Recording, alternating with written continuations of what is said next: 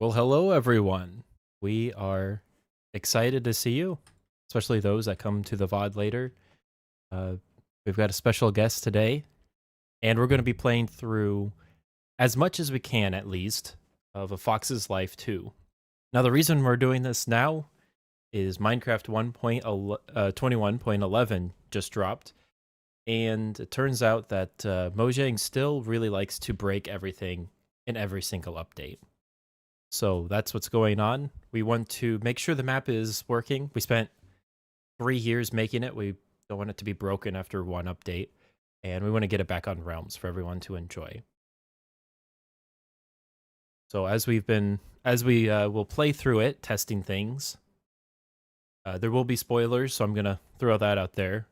It can also serve as a little bit of a guide if anybody needs that too, but it'll mostly be a developer commentary is what we're going to talk about as we play things. So Smaley, you want to say hi?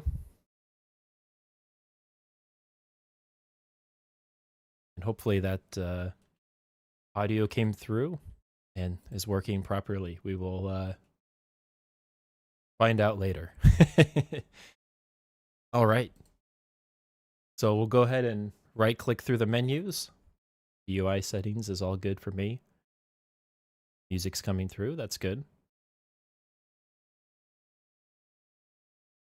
All right. Sounds good. Perfect. Everything.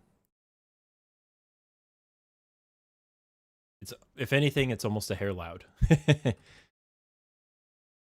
Okay.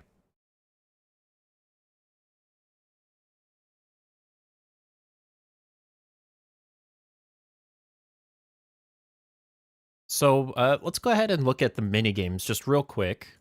And the reason we're doing that, normally I wouldn't recommend players do that first. But if things are really broken, the mini games will tell us pretty quickly. You hopefully, if you right click, it should work. we Okay, good. And I'll go ahead and pick the mode. Let's go with drip spleef. Everybody loves drip spleef.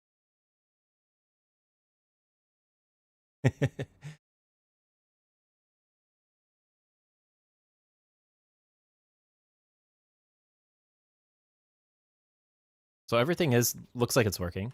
Oh, a little bit of lag spike there. That was weird.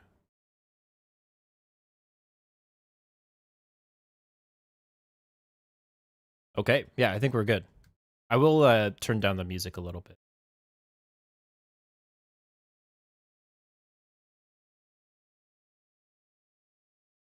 So, oh, it looks like picking up items might be broken again somehow.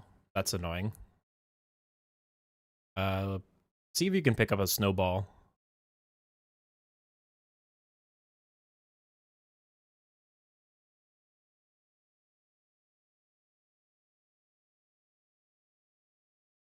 Okay, here we go.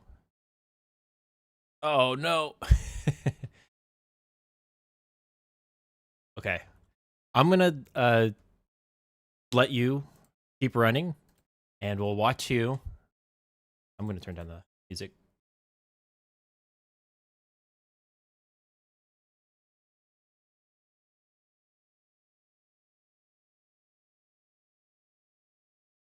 That's fine. I'll be doing most of the talking. No big deal.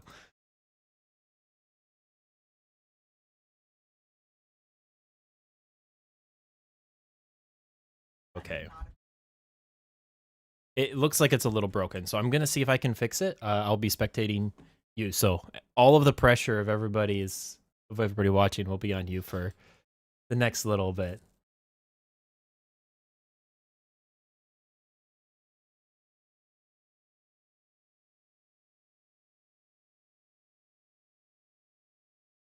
Pick up. Why does everything break every single up?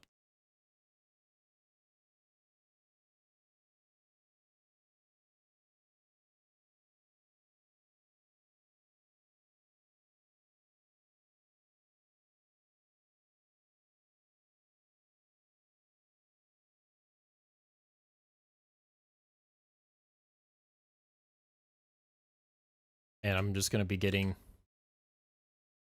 Oh, okay. Maybe is it simple as that?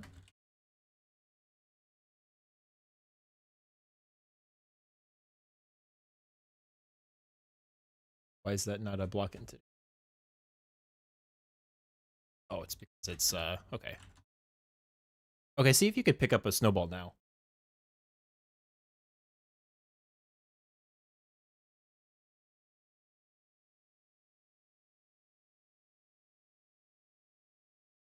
Okay, so that's good. It's a just a simple force load problem. I don't know why. Maybe the reload remove the force load, but that's fine.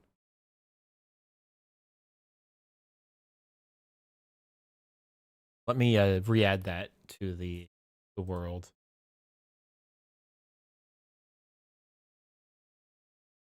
Yeah, let me.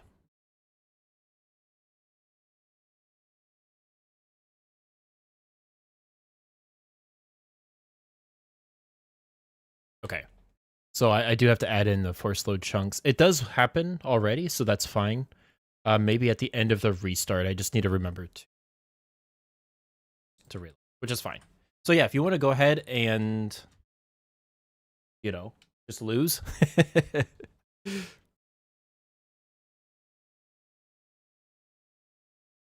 Couldn't have lost better myself.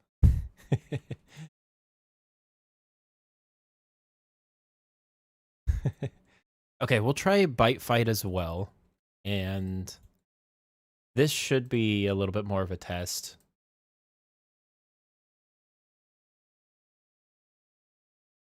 Go ahead. I will... that's no problem. I will protect you as we do that.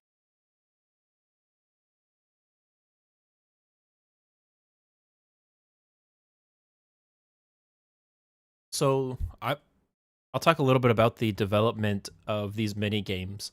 I was really drawn to... I think there's a few older games that, like, kind of every game was wanted to be more than one thing. It was like the main game plus other aspects. And I wanted yeah, Emmy, we will do a playthrough eventually. I think this is going to kind of work like a playthrough. I hope. But also, if everything works out, this will be a playthrough. If not, we're gonna have to cut the streams short. We're hoping to get a couple hours through the game by the end of it. So, like, a main game that inspired me to make these mini games, though, is like Super Mario 64, but the DS version. So, not very many people like that one. They recommend the actual original 64 N64 version more. But I never played that one. I've only ever played the DS version. And the DS version, you have unlockable mini games. And so we added that to Fox's Life. Because I wanted Fox's Life to be kind of a mishmash of all of the different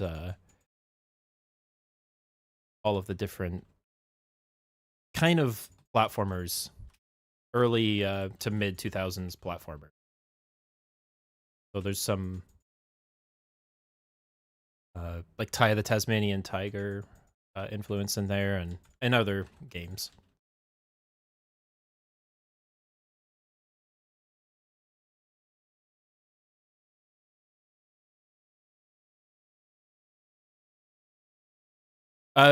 Go into third person. I think that'll help. F5.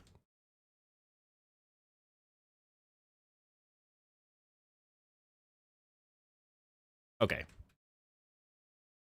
Better watch for taxes. Oh, we are playing on easy mode, I think. Which we'll just leave it that way. We don't need to prove anything.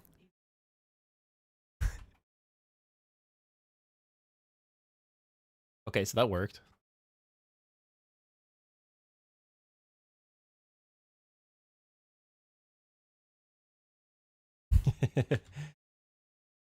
So the reason I brought Smaley today, first of all,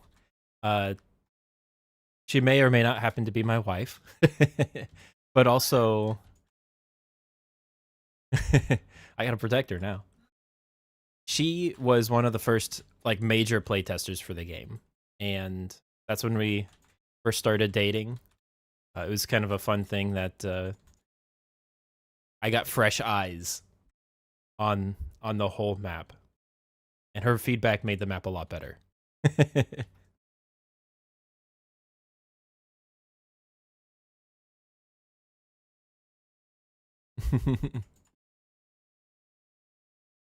You wanted a lot of quality of life improvements that did definitely make the game better.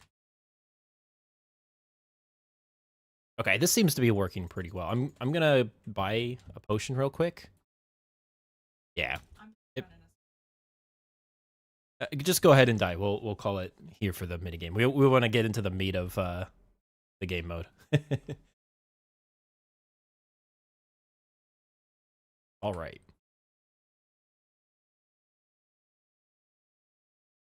That's pretty good. To somebody, I hope. Also, Emmy, you're the one in the chat. Let me know uh how everything is sounding. I don't know how balanced everything is. So if I need to lower Smaley or if I need to lower anything else, let me know. All right.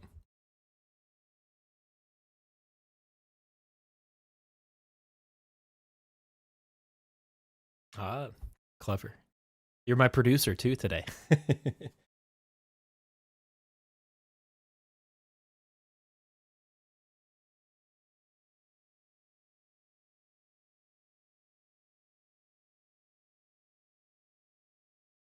quiet for turn it up a hair or quiet on the stream. It's kind of loud, but I want it to be loud. If the Tao did an amazing job on the music, and I think without it, this map would not be even close to the same. The amount of feel that it adds is really impressive. You haven't heard the game audio? Okay, let me see. Balance that. Because it should be coming through the stream, but let me turn it up a bunch. How about now?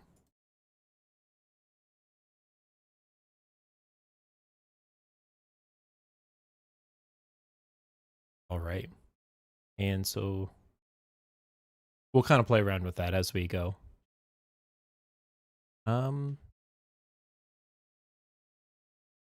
Okay, here we are with the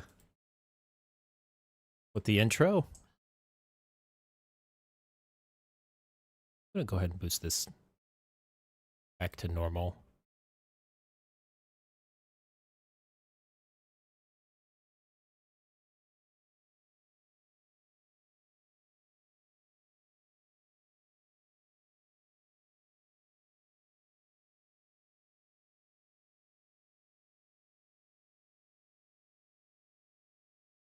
Okay, normally when you start out the mode, there it does like say fix your GUI scale, so that might be part of the problem.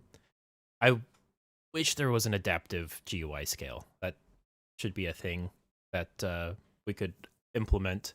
Otherwise, like for some people, the picture here would be really tiny if it wasn't. But that's something you can go into settings if you want. So no, it won't cause any problems. Yeah, it's just here in the mini games. I think it'll look a little bit goofy, but it's okay. So Smiley, how do you feel about like this style of map?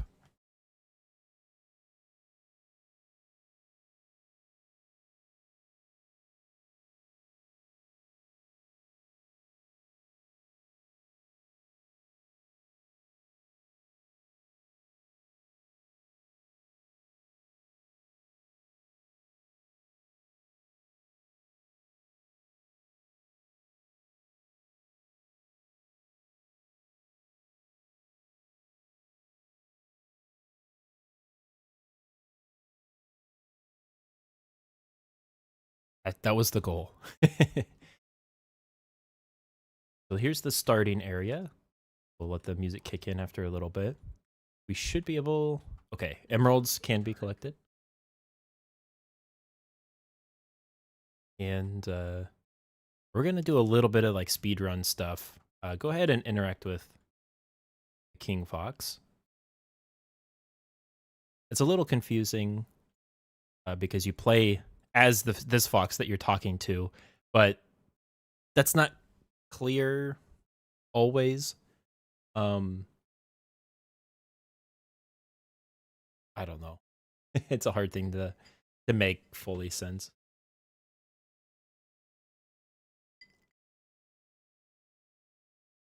Can't hear Smaley either. Okay, that's kind of a problem. I see it for moving on the audio, and she's not talking constantly, just when I ask her to.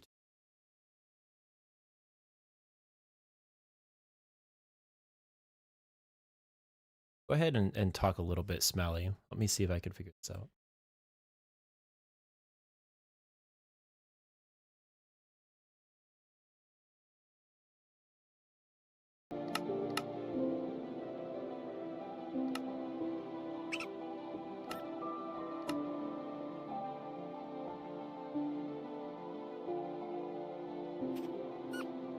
Okay, I think I got it.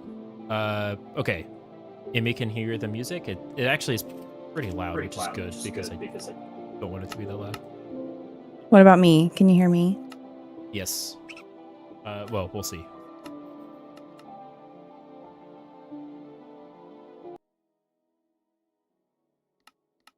Hearing the music twice.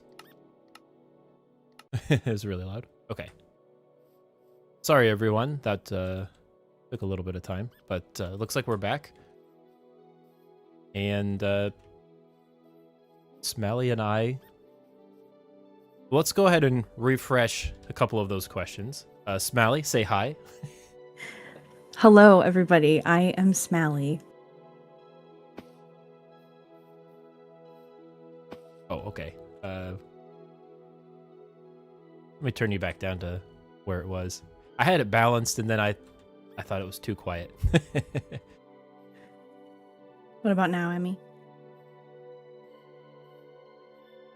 Okay. And please feel free to monitor it. I want this to be a longevity-based stream. I want it to be a pretty cool. Okay, so it's good. So this is right here one of the main exciting things I wanted to add to the game. And the whole point of the game is collecting. And Smaley, why is collecting things a fun thing? I like to say that my favorite type of game is one where you just fill your pockets full of stuff. I love a collect-a-thon, and I love exploring a map. So this is not the first time I've played this. I did get to play test it, but I really do love this style of game. It is definitely a fun game to play multiple players on. I have to remember how all this works. There you are. Oh! So I'm going ahead and collecting a couple diamonds just so we can run between the islands faster. And display updated. Perfect. So it's looking so far so good. The trick on getting back up without pounce is a bit harder. Ooh, we're gonna be here all day for me. Actually, I think you teleport to me. So the That reason is so good. Yeah, the reason I added the teleport is because with certain events in game. No, I love the crowns. They look great, Emmy. Did a good job modeling them. With certain parts of this game, I forgot that I die when I hit water. I was trying to jump off something. Good. Okay, good. You do respawn there. That's one fast way to get up. I forgot what I was saying. Sorry. That's okay.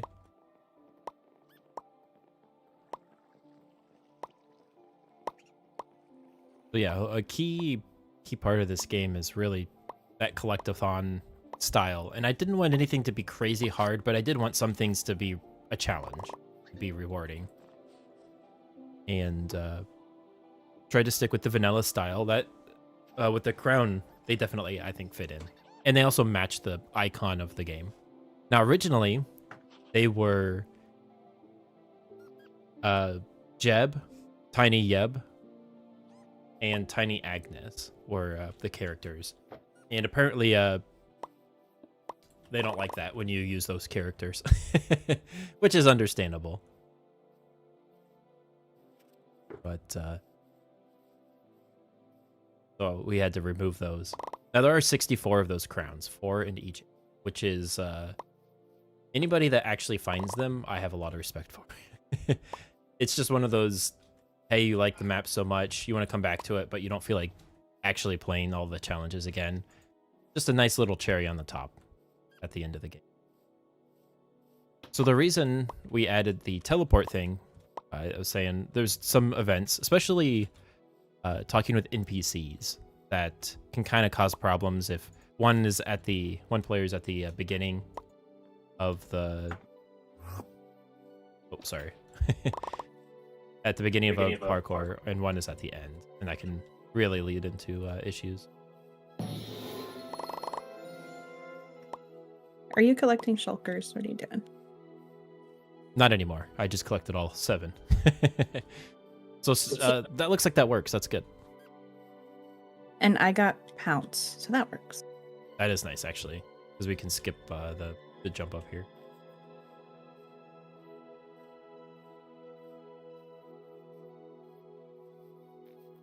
Actually, you don't even need it.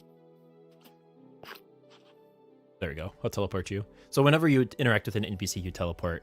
You can turn off the if a player gets too far away thing, but you can't turn off that because it definitely causes problems.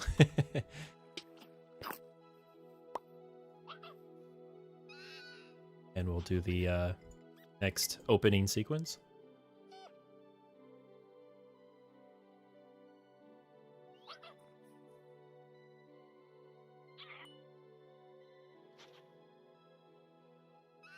So Smaley, what do you have any questions for me as a developer?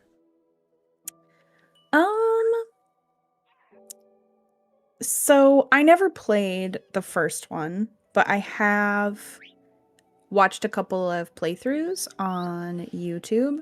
So did you originally think like the storyline? Well, actually, is the first story related to this one? I don't actually know. So the first one's vaguely related. It's kind of, there's just a couple references to it, but it's one of those you do not need to play the first one at all to play the second. Okay.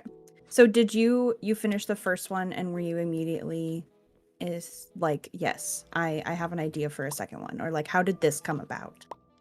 So the first one, we originally thought like the first one was pretty fun. It was very small. And not in terms of like the size of the map. The map was probably almost close to the size of this map, but it was just void. There's nothing in it. And so we were like wanting to make something a little bit better if we ever did a second one. But the reason we eventually pulled the trigger and wanted to make a second one is because the first one, there were a lot of players that really enjoyed and recorded it. And watching players play your game is one of the most satisfying things because sometimes they get frustrated, sometimes they get a little stuck. But when they solve a problem that you created, it makes it, I don't know, it's just really satisfying. So let's work together on this puzzle.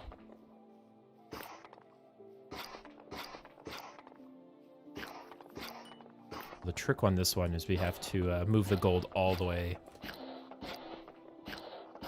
back, and then move the gray. Oops.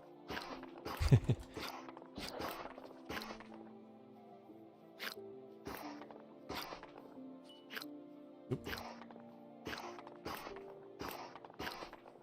And so the reason I added these is we wanted a puzzle that was a little bit easier to understand for players.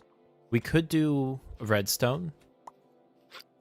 And redstone, depending on how you do it, it's either really, really easy or it's a hair too difficult. Turn down the sound just a tiny bit more. And we didn't want players that didn't really know the game too much to get alienated from players that really know everything, like really are good at redstone. This game was actually the first like really experience I had with any sort of redstone puzzle or anything like that. I don't come from a Minecrafty background. Like I'm a very casual gamer, or I was back when I was playtesting this. But I remember this puzzle being relatively easy for me to grasp. So you did a good job. Thank you. And a lot of good puzzle design. I love game design. You can ask Smaley about that. She knows for sure. Game design is just very fascinating for me. How did we die 6 times already? Well, I don't think you've died 6 times. That's okay. You don't get a reward for not dying much. So these things here, let me run back. The death count and the timer over here, these were actually inspired from like Lego Star Wars. You think back to the cantina when you're running around, you can see the playtime ticking up and the completion. I don't know if it had a completion count, but you can see all these like little in-world things. And I wanted some games, like there's so much UI, and I really like the idea of making UI as little as possible. So you do have this interface, and I try to make it fancy so that it's easy to understand. But sometimes no UI is easier to understand than any amount of other UI. Oh, the crates. Here's a trick for everybody that does the crates. Oops, I looked at the stream and now I missed the jump. If you hold jump, it's a lot easier. So normal pounce would look like this. And that's a jump pounce. It's a jump, it's a normal one. You almost go twice the distance.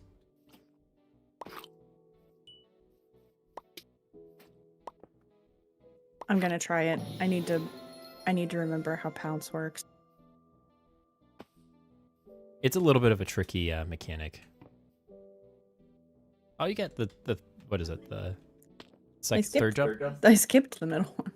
Yeah, you can really get high if you hold spacebar. Okay.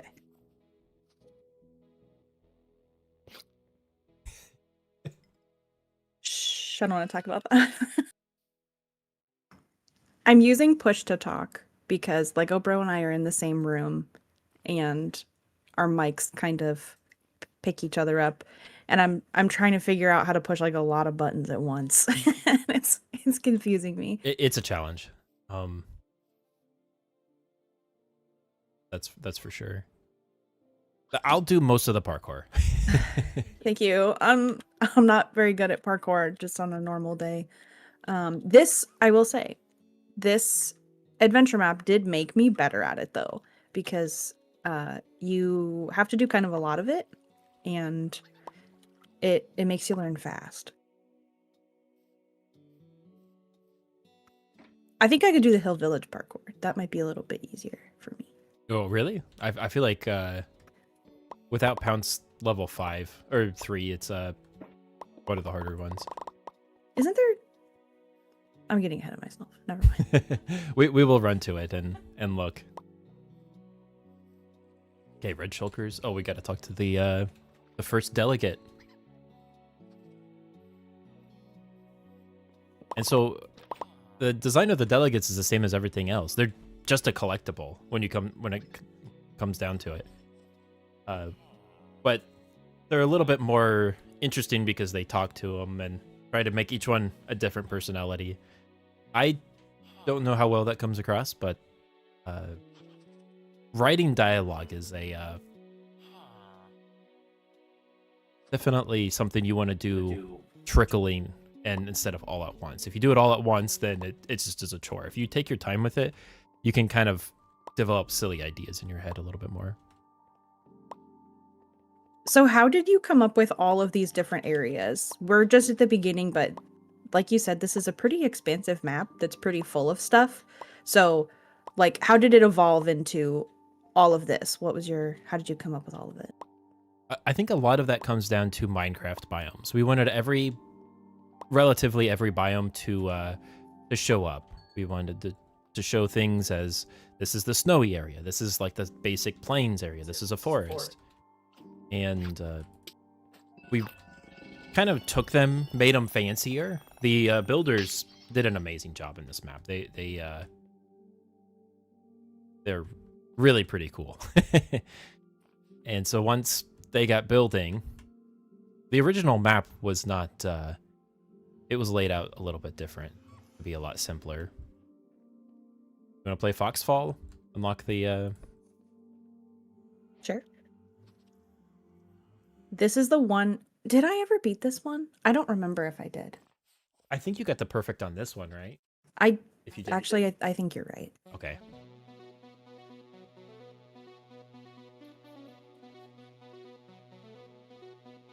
And so here's the trick with this mini game is the more emeralds you collect the first time, they get applied to every sequential run. So you want to get as many the first time as possible, and then after that, you should be able to get any more. Get more. I saw you just die. That's I hit the wing of the plank.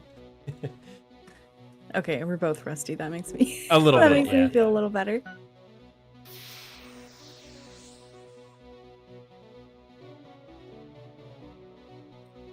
So each minigame has a high score and then a perfect. And the perfect does nothing. There's no reason to actually get a perfect other than getting an achievement. It's just one of those things, fun things to do. Sad. This is harder than I remember. It's pretty tricky. I've done it so many times, it kind of comes back to me every time. Ooh. Ooh, I'm getting close.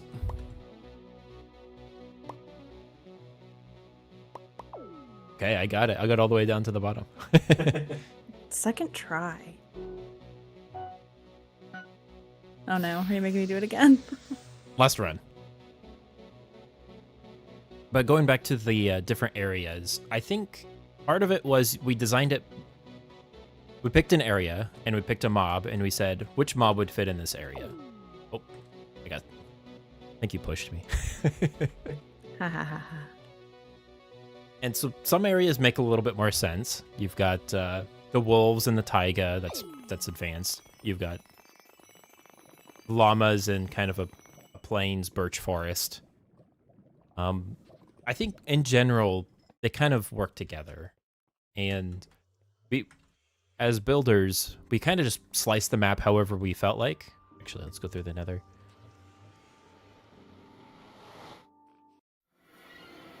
Okay, it works. And we'll run back to spawn. I think, do we have 5 diamonds? We don't. Actually, you want to run back through spawn? The box portal? The one we just came through? No, I'll do it. It's fine. Okay.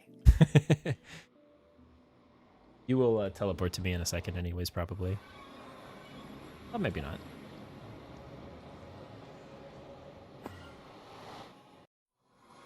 Okay, and you'll teleport again.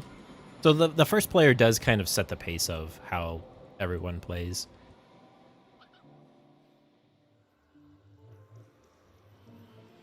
I'll take us back to the snow area because there's a couple diamonds we can get relatively easy over here. I remember a couple of very specific diamonds, but it's been long enough that I've played that I don't remember where most of them are. There's definitely some trickier ones. I think I remember almost all of them, but I'm trying to remember if there's any that I always struggle to. There's just so many in this map. So how is the labor divided in terms of hiding that stuff? Because there's so much of the diamonds and the shulkers, and who did all of that? That's a really good question. So anything that was a puzzle or more NPC, more data pack driven, I did all of that. I did. So if you'll notice in each area, you open up the menu, the first 3 diamonds, the first one is an exploration diamond. So if we look at King's Den, that one's just somewhere in the area. Sometimes it's a little bit easier. Sometimes it's behind just a door. Sometimes it's behind, like, buried, really weird spot. That one's exploration. Second one is parkour. Usually the builders or... I did build a lot of the parkours too. So that's a lot of them. Third one is the puzzle. I think all of the puzzles, or close to all of them. I had help with some. I'm not going to take credit for, everything. The shulkers, I think, is where the builders help the most with. They find little nooks and crannies that are not too obvious, but they're also not too hidden. And try to balance, because can be kind of a tricky thing to do properly, is finding those. And so with that, after the shulkers, then there is NPC. So that's just a quest of some sort, talking to NPCs, working with them. And then the last 2 are kind of freebies. So sometimes it's just like a simple gate. Usually they're kind of more exploration based because that's just more fun. And we're going to talk to Harry. So how did you land on that grouping of kind of that map of how the diamonds were going to be placed? Did it just kind of happen naturally, or was that intentional? So the first map kind of helped us realize that we want to make things interesting. The first map we kind of had, okay, there's a collectible thing, there's at least one parkour, and there's at least one more puzzly diamond. But there was 9 per area. There's 4 areas in the first map. We realized that if you do it that way, you have a lot of room to just do whatever you want. And whenever that's the case, it kind of ended up being, oh, we'll just hide a diamond here. We'll hide a diamond here. And they all become exploration, which are fun. Don't get me wrong. Exploration diamonds, I think, are probably the most fun. No one's going to complain about that, unless they're kind of mean how they're hidden. But I wanted to make sure that diversity spread across the whole map. And what's nice about that design style is if you get stuck in one area's puzzle, so to speak, or in one area's parkour, you can just wait. You don't have to get it. I think you can beat the map with less than half of all of the diamonds. And that's really important for a game like this, because you don't want players to never play. I'm getting this diamond here. If you follow the lanterns. This one I remembered because I remember coming down here and thinking, why are there lanterns here? And that's the exploration diamond. And so mostly, yeah, that decision that we did with those diamonds was we wanted to make sure that the map didn't feel the same after a while. We wanted to constantly have new things for the player to do. And we've got the box pushing. Let's think about the puzzle for a little bit. Not every puzzle is box pushing. There actually is a couple of redstone ones. There's a couple kind of just figure out the clues one. And by kind of combining all of those, if someone doesn't like the box pushing mechanic in the game, that's okay. They can skip those. They can do the other ones. And having that spread of things that the player can do really makes it a little bit less friction. Now, if a player wants 100%, they do have to do that, but certain players, they know what they're getting into if they want 100% a map. Okay. I think we're going to head to Hill Village and just unlock that portal real quick. Okay. And we can actually go... How many emeralds do we have? Yeah, we got plenty. We should be able to go and open up the gate and expand the map a lot. I think the best thing we can do is get the pounce level maxed out. Just get to all of the areas, kind of speed run that, and then we'll go after that to come back and get the rest of the diamonds. Sounds good.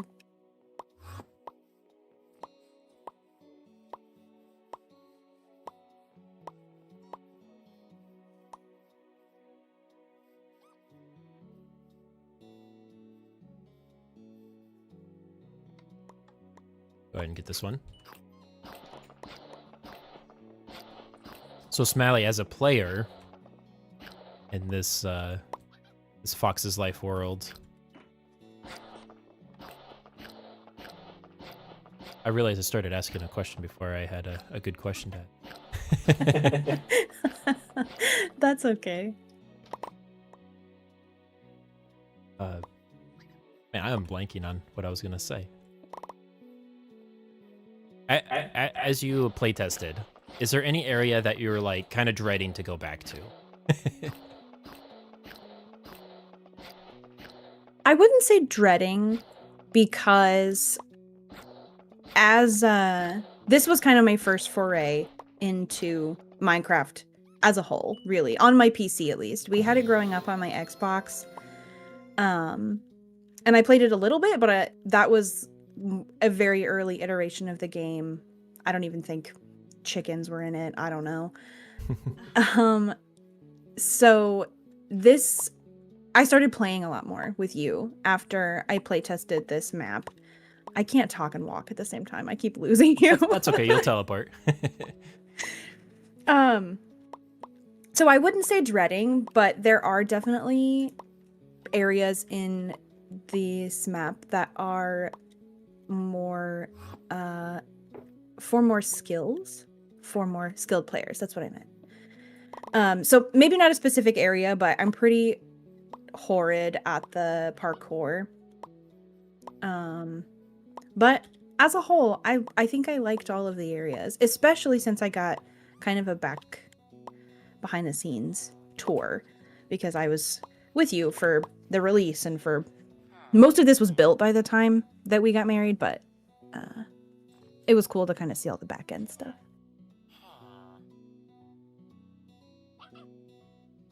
Yeah, there's a few features that we can actually experience that you didn't get to. Right now we're playing on easy mode, so we have, or maybe normal. Let me, yeah, it's normal. So we actually have resistance at all times, which is surprisingly beneficial. And I think features like that, trying to make things a little bit more easy for any player to, a little bit more approachable, I guess is what I'm trying to say. Oh, I'm gonna see if this works. It does.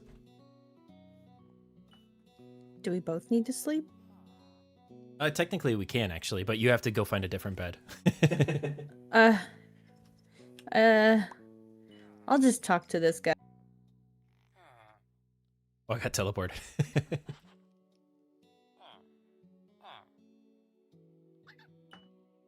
Now, what's your favorite area in this map?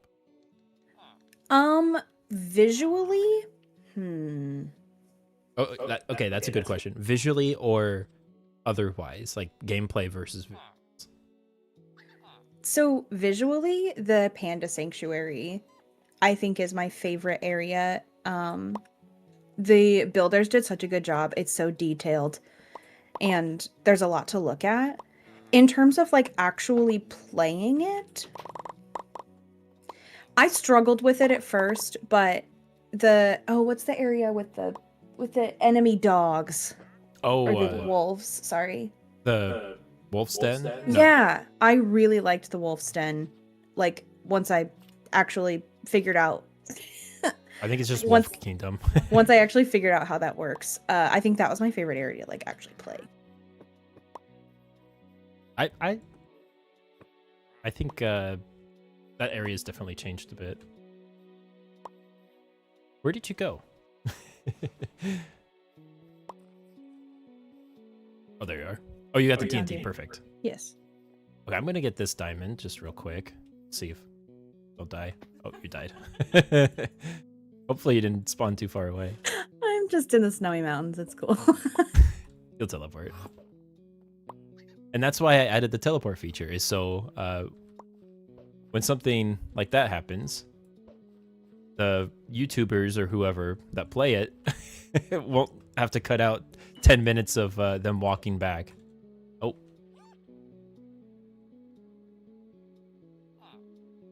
And in terms of a gameplay, I kind of wish I didn't have this happen where you teleport away, but it's really hard to keep that in and have things not break.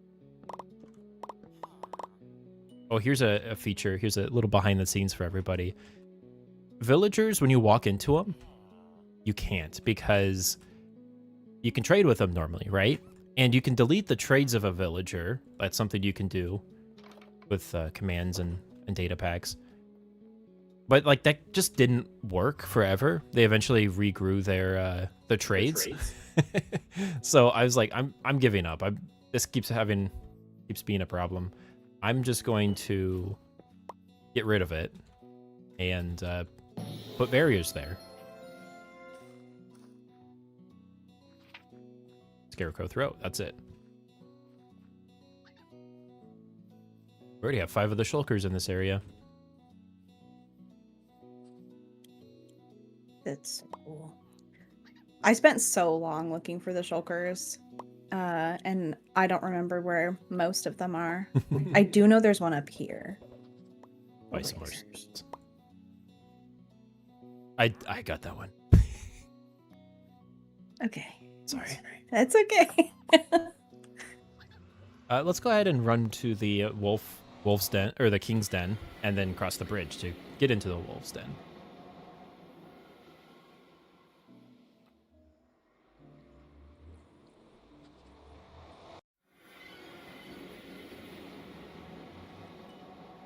And so here's another thing I wanted players to, I want them to feel their progress. So we have the completion percent, and everybody loves a good number, juicy, 80% complete. But if you notice up there, you see that diamond block? I do.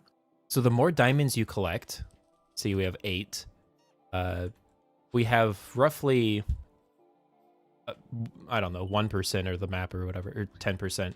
Every diamond that you get turns, maybe not every diamond, but every handful of diamonds turns one of these coal blocks into a diamond block. So once you get all of the diamonds in the map, this is just diamonds in here.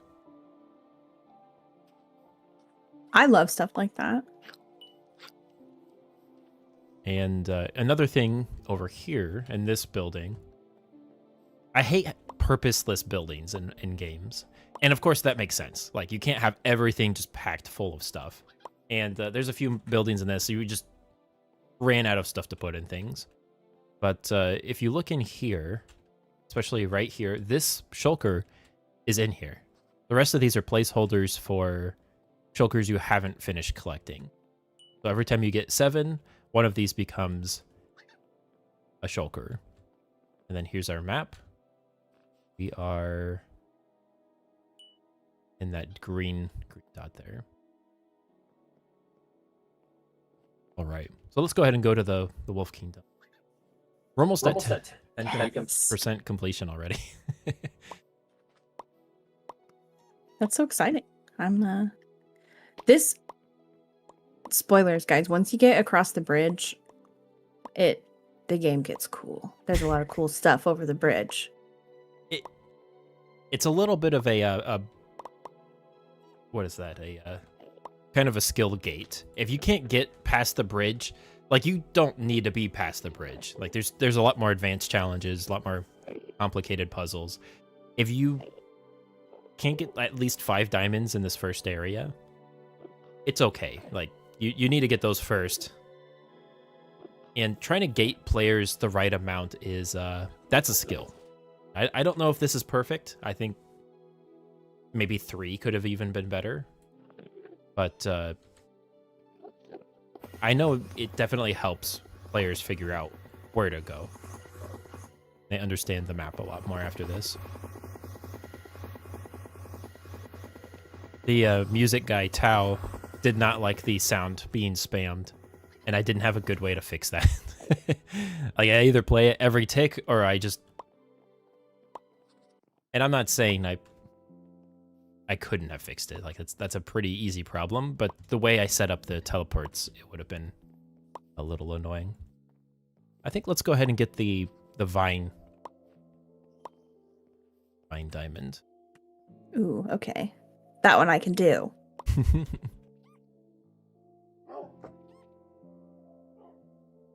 So the Wolf Kingdom, kind of a goofy little thing I wanted to do, is name all of the wolves just like very stereotypical dog names. And I don't know. I think that comes across. We got Cooper here. Mm-hmm.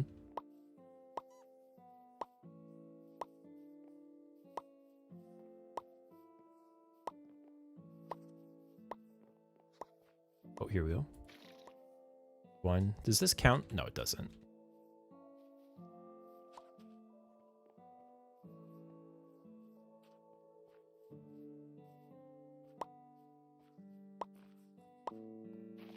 This is one of those one of those things that it's very easy to miss just one and drive yourself crazy looking for. Did you already get up to here? I think so, but I'm Okay. gonna be honest, I kind of forgot the block texture that I was looking for at first, so I might have missed some. That's okay. We'll just go back.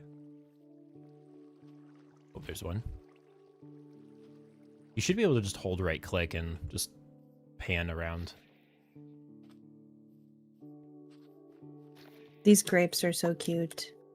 Yeah, so the builders, none of these blockheads were here. They really added a lot of detail just by simple things like that, and makes a big difference in how the game feels when things are what they're supposed to be.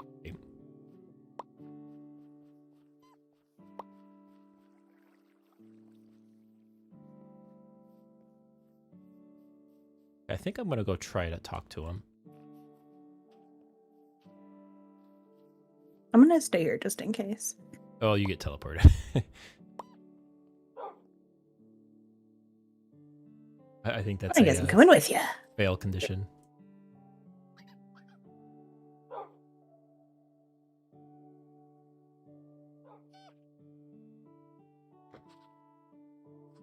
Let's go ahead and try some.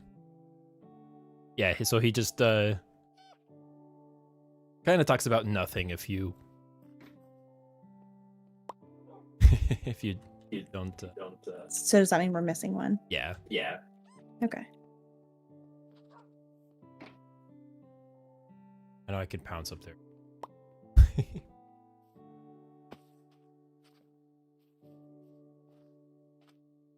So if you play this map, anybody's watching this later, and is missing one, just know even the developer misses one sometime.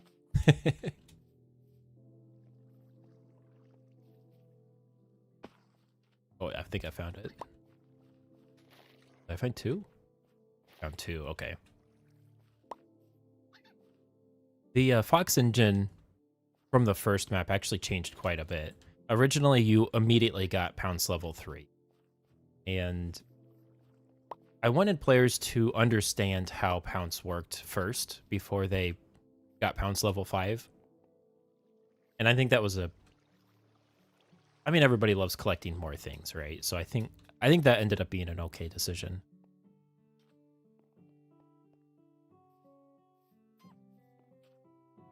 Right, I'm gonna go talk to the wolf again and see if we get anywhere. Okay, let's do it. Yeah, we got it.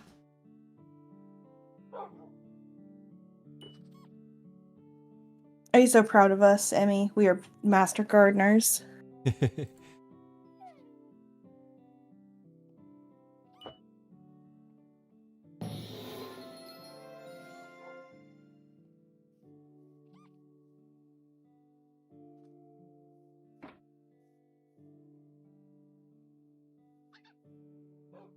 And so actually, one of the other developers might be joining us to chat.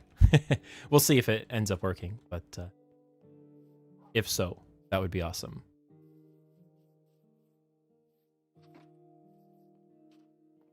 Okay. Where did you end up going? What a good question. Oh, I'm behind you. Oh, I see you. Holding the TNT still.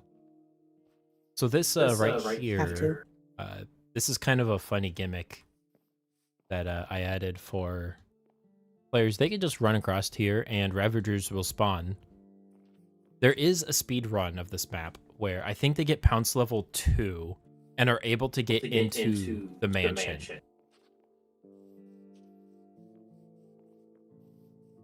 By sprinting through there.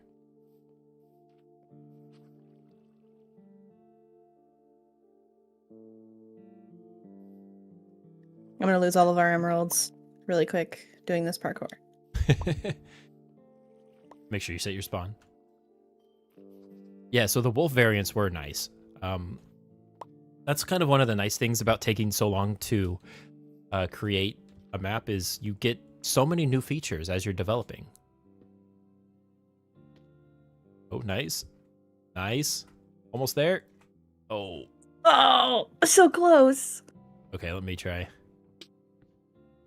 Actually, I'm gonna wait for that too. He's gonna show me up. He's gonna get it first try. I've only done this 30 times. I've probably done it 100 times, but just failed it 100 times. You've tried it 100 times.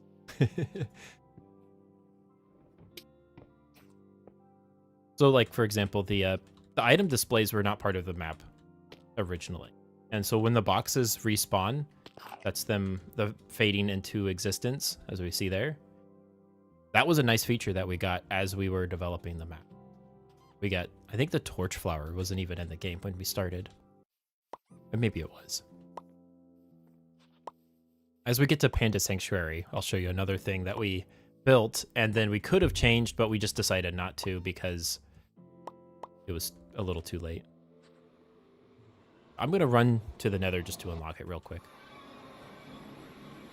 Okay, am I going to teleport? You shouldn't, hopefully. We'll see.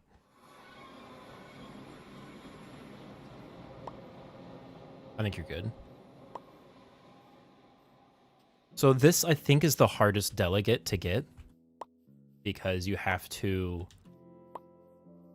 you're supposed to do the disease thing and I think talk to one of the other NPCs. Are you going to try that parkour? I'm not going to interrupt you if you are. I don't think I'm going to be able to get it, but Okay. I'm going to try. I'm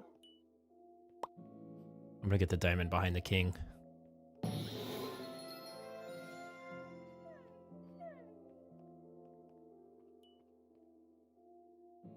Okay, I'll teleport you. Thank you.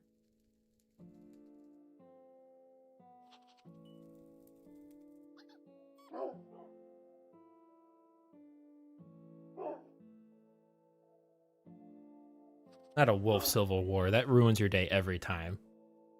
So you were talking about naming all of the dogs, or I'm sorry, wolves, stereotypical dog names, and I just realized that this guy's name is Milo. My brother's dog's name is Milo.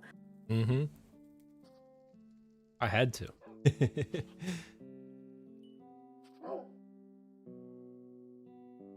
Fruity. Oh, the grapes. Yeah.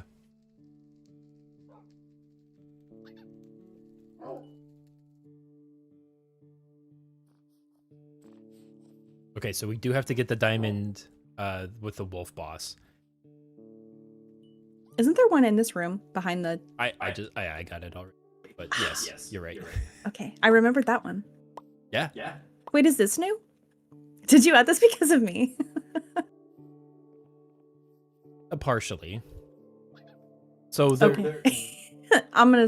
So when I first played this game and I was playtesting it, this is something I struggle with in all games. I got so lost, and I think I just simply didn't turn left ever for my first like 10-15 hours of playing this game. So I thought I was just missing a portion of the map.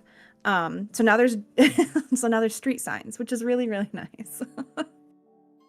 I got more feedback than just from you, but I realized like, oh, maybe just adding simply signs fixes, and it did. It actually helps a lot, surprisingly.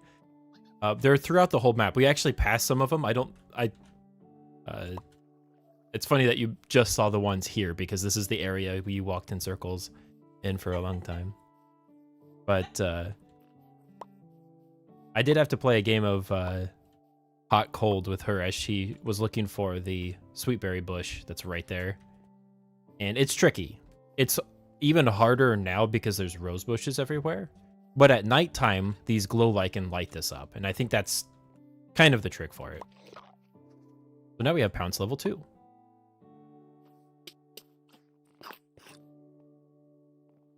And Pounce level 2 makes a big difference.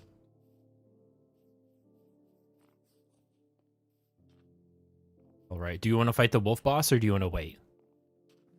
We can try. Okay. Do it.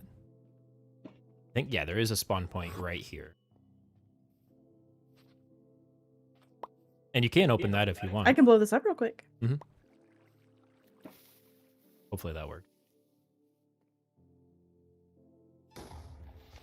Kind of. Stand all the way up there and drop one. That's a hard thing to perfect, is how to make TNT work properly. Okay. Yeah, let's go ahead and run into the wolf kingdom. Or the evil wolf part of the kingdom. I know they're trying to kill you, but I love these little guys. So the music should shift after a little bit. I think there's a little bit of a grace zone between the two areas.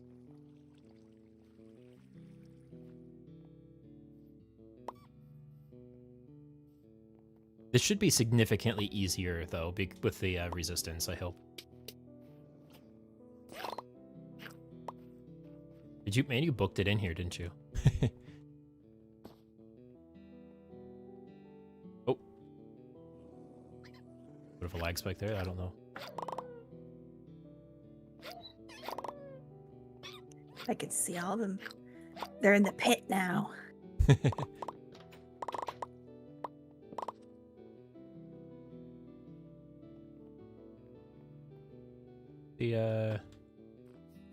Oh, I can get that. I'm gonna get the crown here.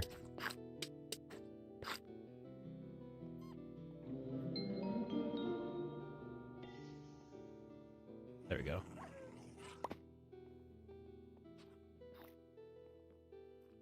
Oh, are you stuck? Oh, okay, good. No, I tried to do the higher jump first and didn't have enough juice. Okay, you ready? Now, bosses won't spawn until you have the all players there. That's nice. Oh, I think I scaled him up too a little bit.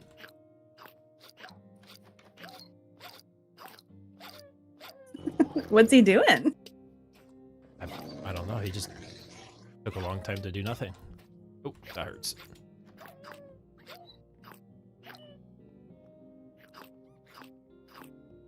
I did make him easier. Oh, I died. Piece of cake. That was satisfying. I want to get it. Oh. You could get the shulker, I'm sorry.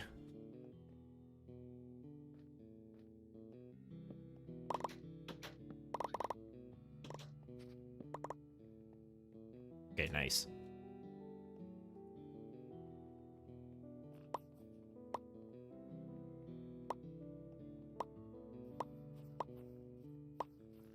It's a little bit of a nod to the first map here. Was this always here? No, it got changed a little bit.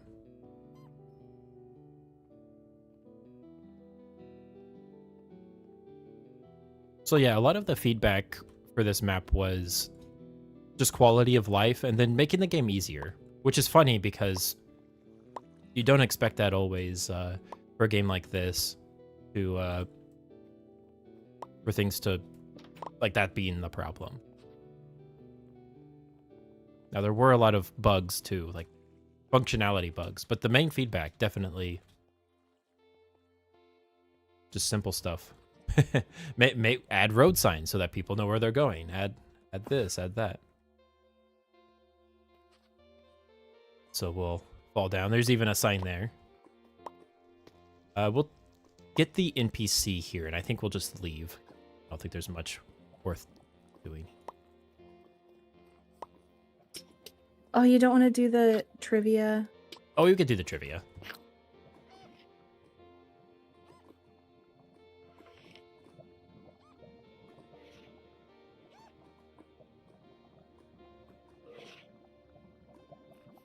So that green gem will actually join us relatively soon, and we will,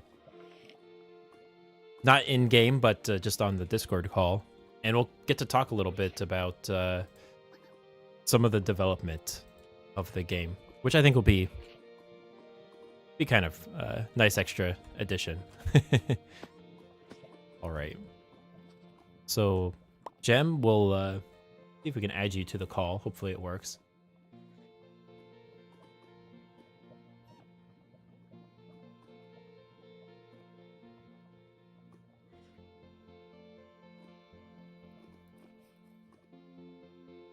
Yeah. And we'll kind of take a little bit of a half break as we set this up.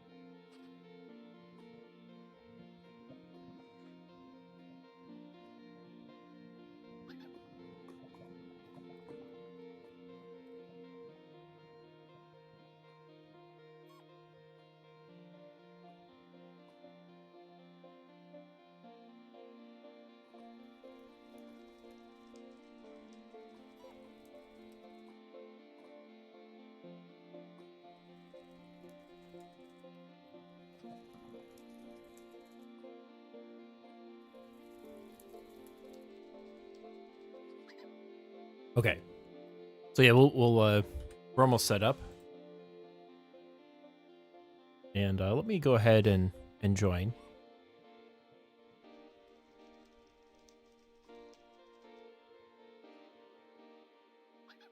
I feel like I don't know what I'm doing. I'm having issues on figuring out how Discord works.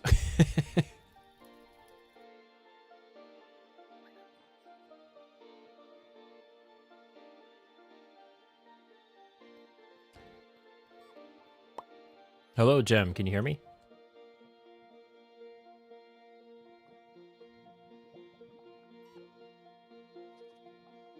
I can't hear you yet. Gotta figure that out.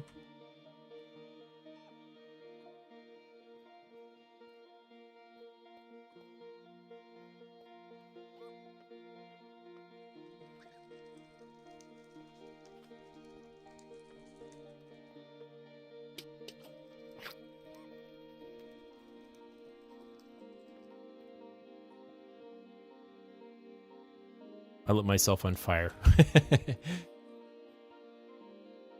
Jem, are you able to you want to say hi, if that works? If not, that's okay. I just trying to see if it works.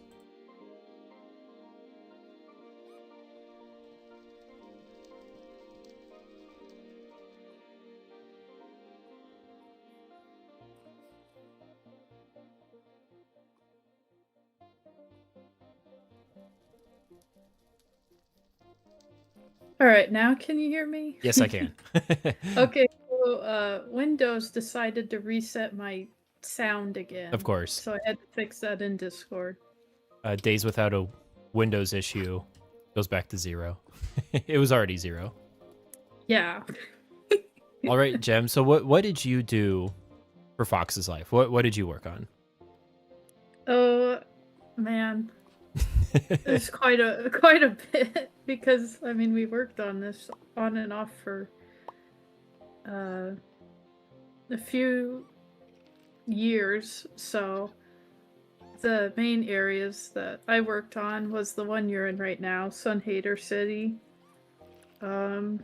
I helped somewhat with Hill Village, and oh man, I'm gonna have to just my mind needs refreshed because I haven't been in the map for a while. But yeah, I helped kind of add a little bit extra to each area once the main builders were done with it. So I just kind of added little things that I thought the players needed to see to help them out with stuff. And that makes a big difference. All of the work you did. Thank you so much for all your help with this. It did take 3 years, but all of that work definitely added some complexity to to how everything ended up working. Yeah, it was definitely a big project. Mm-hmm. Now, what's your favorite area? Um, I really I like both the Sun Hater City because of the atmosphere, and I also well, I did also work on Axolotl Aquifer. See, now it's coming back to me Of in course. like bits and pieces.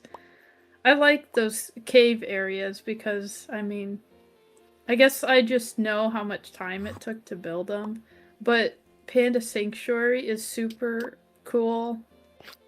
The amount of detail there, and then the jungle too. The builders, John and Derp King Mm-hmm. did an outstanding job for that. And the vineyard at the wolf area, I always thought looks so good. For the map, because I was in charge of taking screenshots for the map showcase at the packaging it up, so Mm-hmm. I had to get one of those in.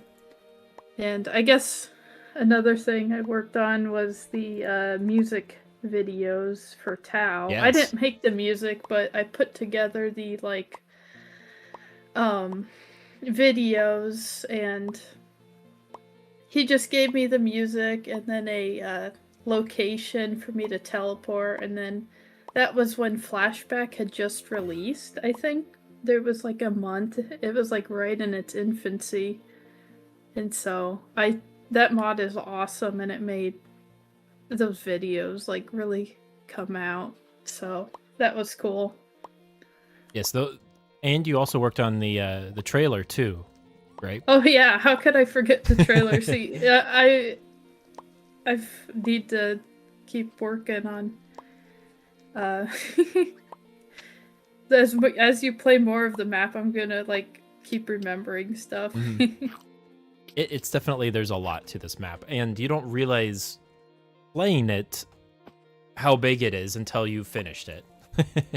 It just is like, oh, there's another area. Oh, there's another area. And you can look in the menu and try to find them all, but really you can't appreciate it till you beat the game, really. It's very true. So what was the like tidying up phase like for you? Did you enjoy it? Were you like happy to be done? Were you excited to finally finish the map, or were you kind of almost like missing working on it in the near future? Because of the amount of time we spent on it, I was kind of getting burnt out, so I Mm-hmm. was actually relieved to start cleaning up on stuff, even though like it's just the amount of time it took, and with Minecraft updates, like there was that time with what was it 1.20, and they released like 0.1, 2, 3, 4, 5, 6, 7, 8, Mm-hmm. and they just kept releasing versions, and so you'd get more blocks to have, and you're like, well, should I change this out? And there's a point in which you gotta be like, oh, you gotta let it go, Yeah, you just you gotta let gotta your release it. yep, just gotta let the map be what it is. Smelly, I'll let you know real Yeah. quick. I'm at the trivia game. Don't know where. Okay. Oh, you're okay. Just turn right. I see you now. And I felt a lot of the same things, Jem. That with all of the breaking changes constantly, it was a little brutal for constantly having to rework everything. I guess I should have just talked to this guy, right? That's what starts it. Yeah, that was when the Mojang team, or is it Mojang? I don't Either way. know. That's when they started taking the data pack stuff, and I swear that I guess that's the reason why we had the 1.20 and all those versions, because they were like bug fixing, and then it was mostly just data pack changes. And I know I heard all the like map maker community just groveling about they would change one thing and then release it, and then like you'd have the next snapshot or the next update release, and then you'd be back to you'd be back to changing it again. And so like I totally felt for those people. I mean, I'm just a builder. I'm not a redstone or a data pack maker, so it was just so crazy. Yeah, definitely that release cycle, them deciding that it was time to make a lot more maps or a lot more releases, really, I feel like kind of hurt the map making community quite a bit, especially with them each breaking the game so much. Yeah, I think it is good though at the very end of it, now that they finally like Once kind it's of stabilized, yeah. yeah, they've stabilized it and made everything like the same, so then it's like you don't have to think of each discrepancy of like, oh, this is lowercase, this is uppercase, but they all changed it to Oh yeah. match. Yep. So yeah, that was for the viewers, that was literally some of the changes. Is Well, I'll that this will be a little it bit would of a change. behind the scenes look. Before the stream, I had to fix a couple things for the newest version, from 1.10 to 11, and the main thing was just changing game rules to be camel case or all lowercase with underscores instead of being camel case, which is the capital letters for each word, right? So they're still implementing those decisions. They're doing it slowly. I kind of wish they just ripped off the band-aid. It would have broken a lot of stuff, but also we wouldn't have constantly had to replace things. And I don't want to sound ungrateful because the changes that they have added have been really nice. Oh, we didn't pick up the diamond for hot knowledge. That's kind of funny. I'll get it. Do you have enough pounds to get in the room? I do not. Oh. I'm trying to collect the crowns as we go, but I'm not going to 100% those. If the rest of the map works, then that's going to work. Yeah, I may have been a little bit evil when I placed those crowns. Now that I'm like thinking about it, I'm like, ah. Yeah, I mean, that's okay. That's part of the fun. Smaley, do you have any questions for Jem? And you can come up with them. That's okay. I'll give you some time.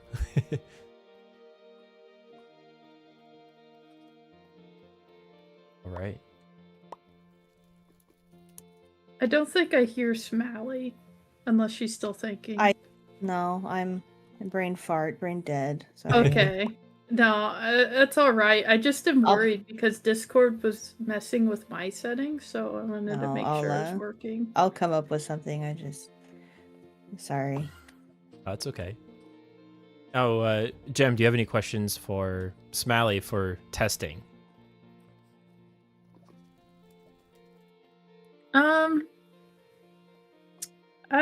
I can't really think of too many. Like, I just remember that, like, of course, you already mentioned that you were like new to Minecraft in terms of like Java, and you hadn't played it in a while. So all the stuff we saw in testing was like, you're just learning as you go. So fair enough.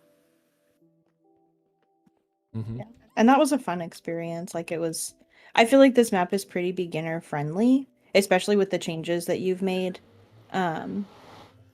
So there was a certain amount of I wouldn't say frustration, but a learning curve, but it wasn't, it wasn't too bad. You guys did a good job with balancing it and making it so that newbies can figure out what's going on.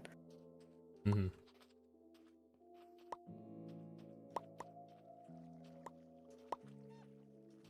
Now, Jem, what is your favorite boss in the game?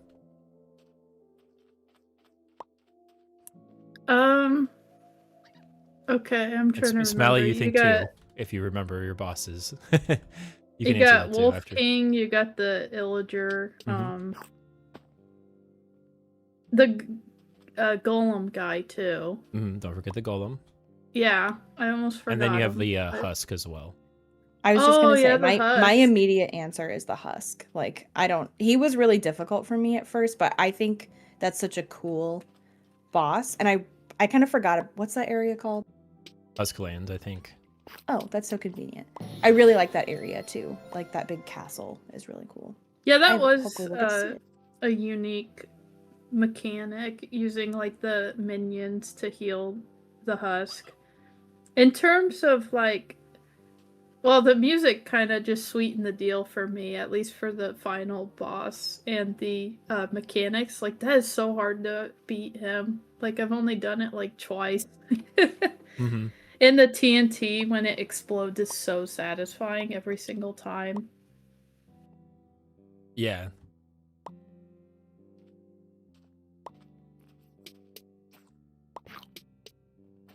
Oh, you're at the Mr. Crab. We Or are, Mrs. yeah. Crab. Yeah. I think you're like 20 seconds behind in the It's live, but YouTube, you know how YouTube. yeah, that's what like, I mean. I think the stream 14. itself is 20. Oh, we should have triggered that. Hopefully we don't have. That's okay. We don't have bite 2 yet, but I think we can get. Yeah, just right here. Their spawn point. Now, there's actually a trick that I didn't know about, and it's actually really funny for this bite. You just walk around the outside. It's a much easier jump. Oh.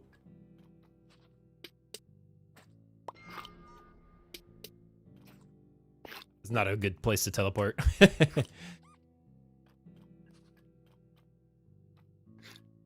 So, Jem, do you have any questions for me? Oh, Smelly died. So sad. I remember when we were working on the first map. Well, I didn't really work on it as much as you and Nadia. Mm-hmm. But I remember though when you did, you were like, you finished it, and then you had your notebook paper and you were already drawing out the biomes, and it was only like a few months after you made that map and you had already had this whole vision, and I was so impressed. How were you able to like make that, visualize that, I suppose, because that's not an easy thing to do, you know? That's a good question. I feel like a lot of that is kind of has to do with iteration. Oh, that's kind of funny. You brought my snowballs into the arena. That might be a bug. But a lot of iteration and knowing what's your end goal, making sure your end goal is set up first is kind of the most important part of like planning. So like the end goal for the first Fox's life was just, let's make an adventure map about a fox, and that's kind of all we had to go with. We tried a few different technologies, like having you stand as a player, but the fox like 10 blocks below you, and you're walking around on barriers. to kind of loud, and you walking around on barriers, and that didn't work, right? But just trying out things, being able to draw out the arena, the areas. You don't know how it's gonna actually work, right? But just throwing something at the wall and seeing what sticks, and then, okay, if that kind of works, if we like that, then let's try this other thing. And I think the best developers are ones that aren't afraid to throw away what they did. If you're okay with saying like, hey, I tried my best, I don't like how this is ending up. If you have the strength to say that to yourself, then you can make a much better game or whatever in the long run. So I guess that's my answer. That's a pretty well thought out answer. Yeah. Definitely a lot of artists would sympathize with that because of it's definitely a trust the process kind of thing. And like you'll watch like people make art and you're like, what are they doing? They're just making a bunch of circles and then they like draw like the most perfect person ever, and you're like, wow, I can't believe I thought that was stupid, you know?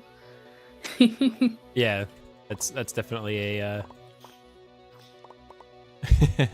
similar line of how things kind of work.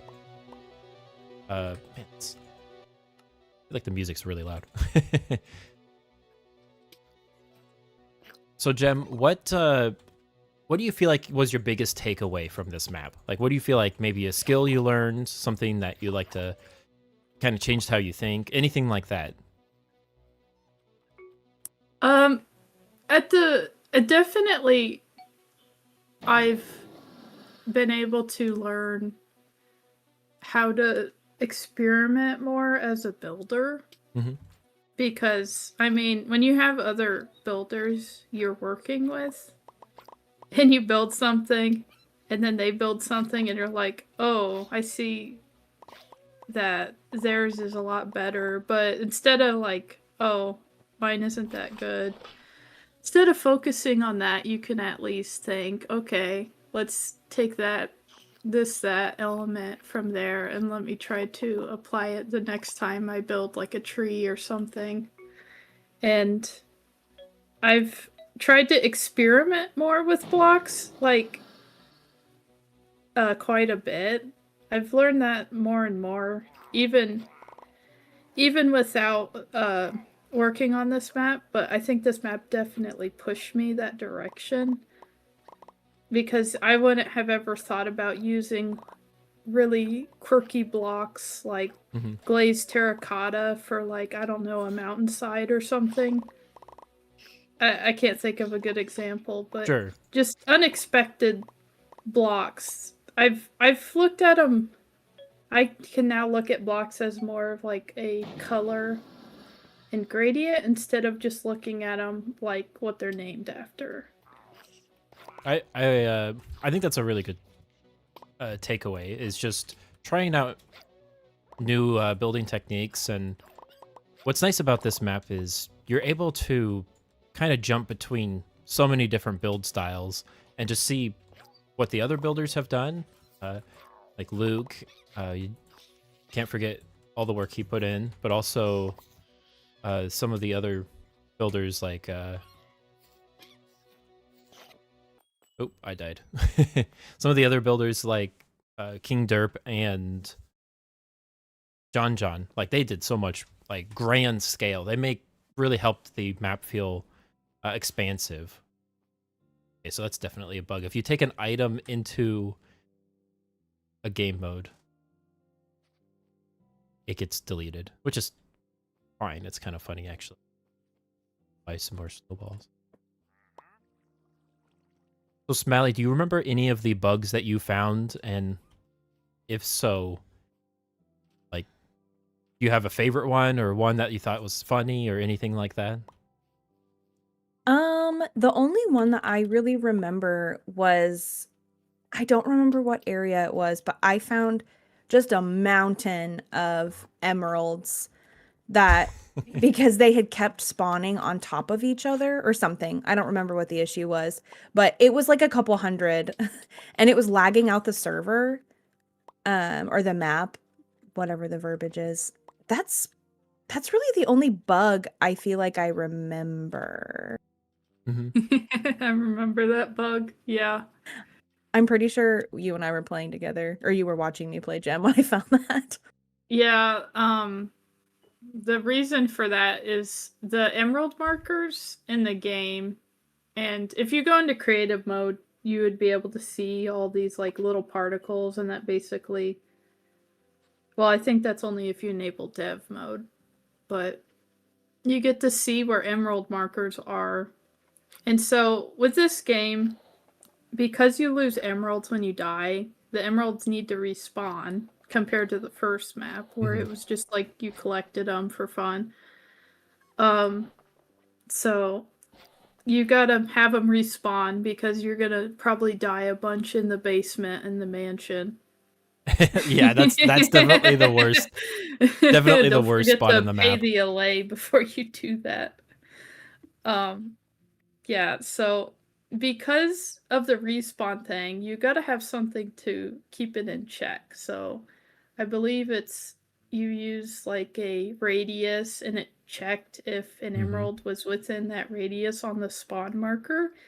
And so if a player picked up an emerald, it would know to respawn within like 5 minutes or whatever.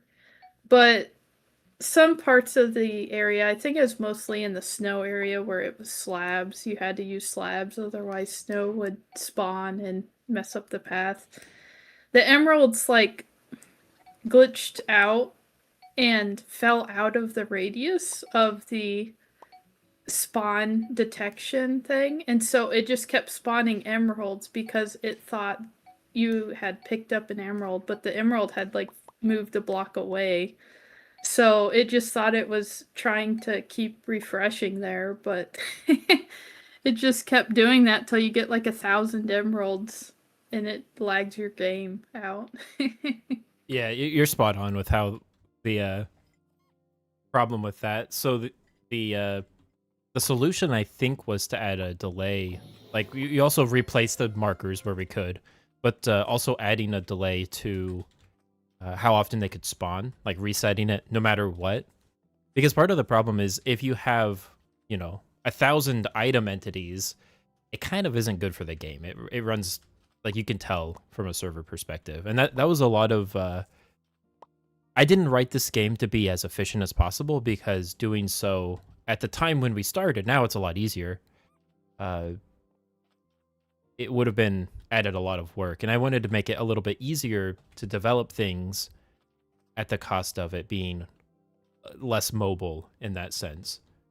Smaley, do you want to buy some more TNT? Thank you. We're going to go down to the water area. Gonna get flushed.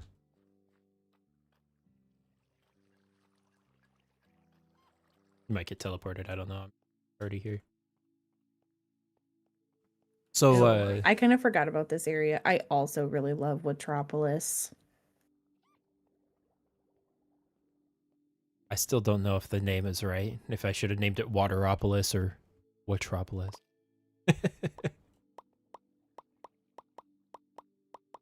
Oh, here's a... this is a point I think a lot of players get stuck in because they don't realize how this mechanism works. They just think they have to stand on this and like leave an item, which does work. Like you can leave an item there if you brought it. But the actual trick is you stand on this one first, and then you step on this one. And it actually gets locked that way.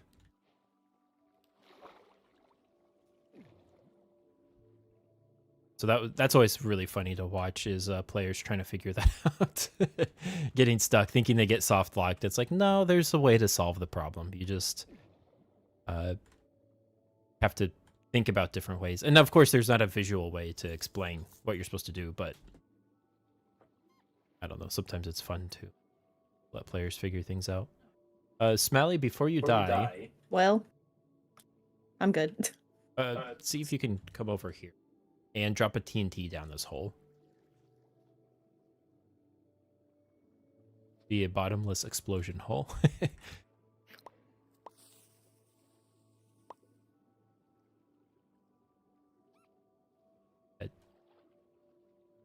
Yeah, okay, it's set. Did that work? Mm-hmm. Okay. So you notice in this area there are glow squids, and if you need emeralds, don't go to the water areas because they only spawn the glow squids, and the glow squids do give you a good amount, but I couldn't have done it to where they spawn emeralds normally because they would float up, and that would cause the map to be a little on the goofy side. I'm gonna try this parkour. Actually, I don't know if I can do it yet. This parkour took me so long. I don't think it's possible yet. Okay, here we are. I mostly wanted to just come here and get the delegate. The turtle. Not quite. Oh. Actually, we could have gotten the turtle. I forgot to get him. Oop.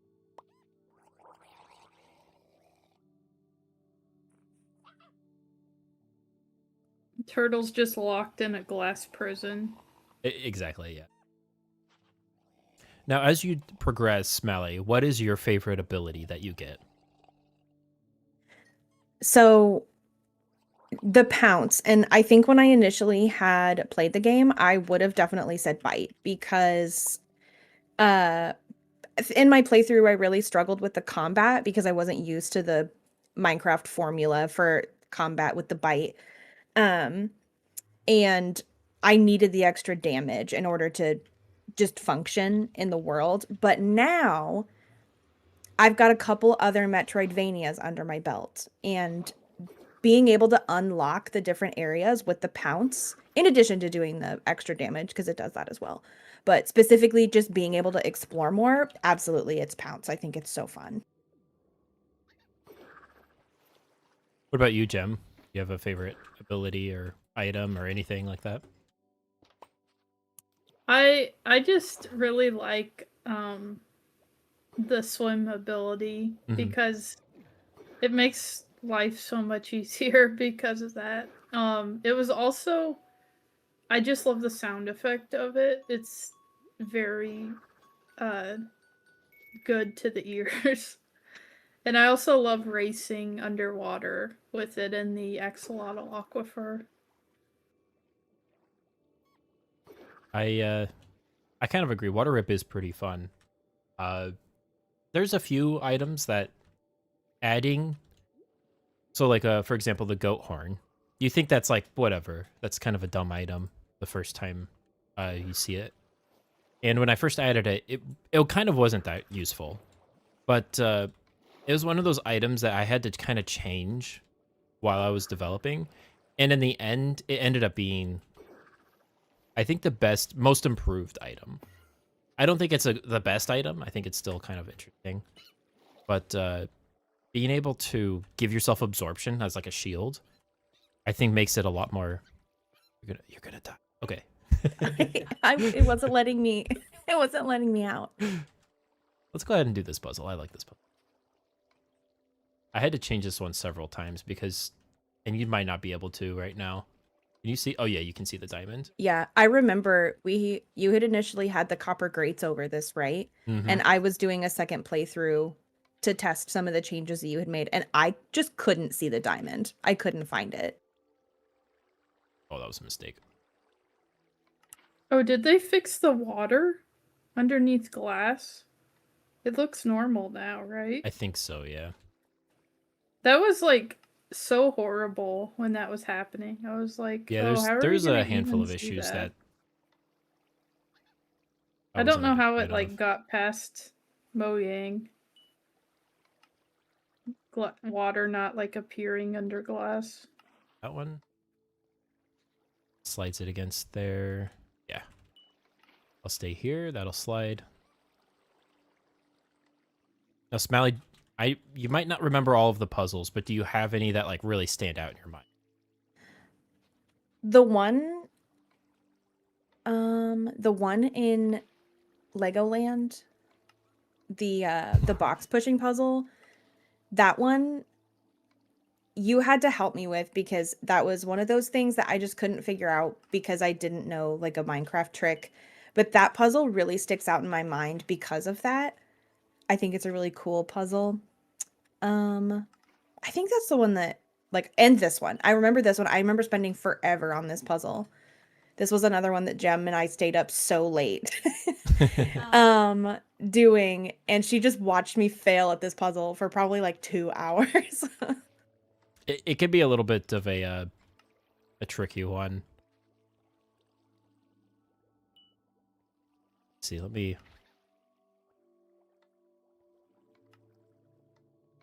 leave that open. That one off. We'll launch this back.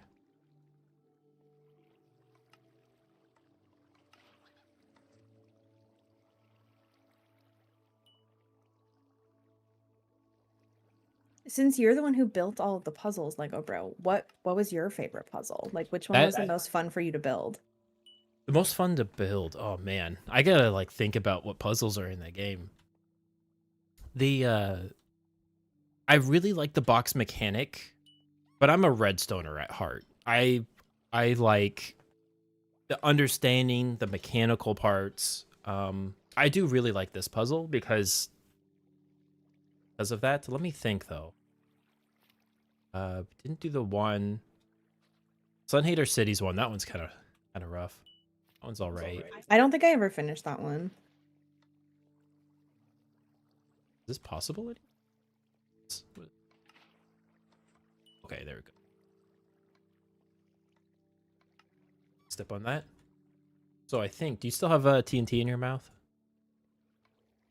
Okay. Yes, I do. Do you want to stand on one of these and put TNT on the other?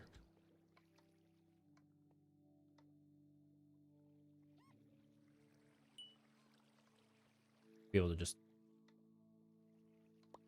You should be just, yeah, just stand on it. It spawns in the same spot. Yeah, there you go. Okay, and don't move. Of course. Okay, we got it.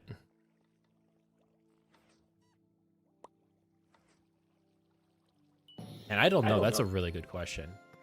Okay, let me ask you this then. So there's a decent variety of puzzles here. So like, let's talk about this one. How did you come up with this? Like, how did you figure this out? Did you draw inspiration from somewhere, or was this just a Lego Bro brain original? So being a water area, I'm like, okay, puzzle, water. And I can't remember who, but I remember talking with somebody, and I think they said something. It could have been Jim. It could have been someone else. It's been probably 2 years since I built this puzzle, or 3. But they were like, okay, what if we do a puzzle with pushing water? Like, that makes sense. Maybe we do, do different water dispensers and see how that works. And it ends up being actually a really pretty decent puzzle. And I would classify this puzzle as almost like a physics puzzle, where it's not even about like pre-planning, it's more about your execution. And I think that's kind of nice because a lot of the other puzzles kind of run into, if you know what you're doing, you're fine. Like if you pre-plan, if you kind of figure it out, you don't really need to worry about like what's going on. Let's go ahead and fight these wolves. Oh my goodness. So many emeralds.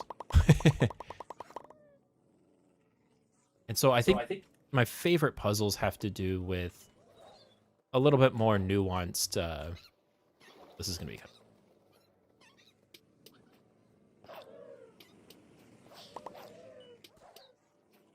I see this is still a bug. There's only supposed to be like 6 wolves up here, but there's like 45. Kind of feels like an ambush. Do you want to run up there and try to... Because then you can teleport to me. If things go south. I have 1 heart. I do too.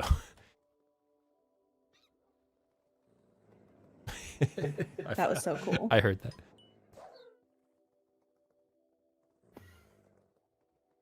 Okay, try again. That we're kind of cheesing it. It's okay.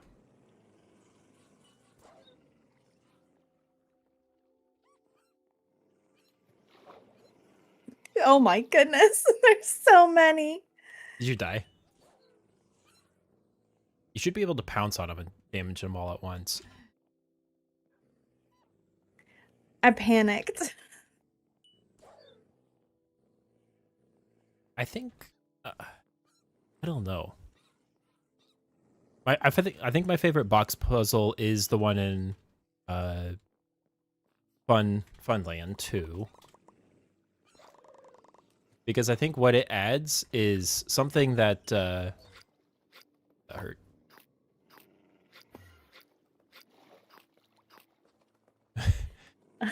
I teleported to you, so I just teleported in the water pillar. Yeah, try to fly up there again.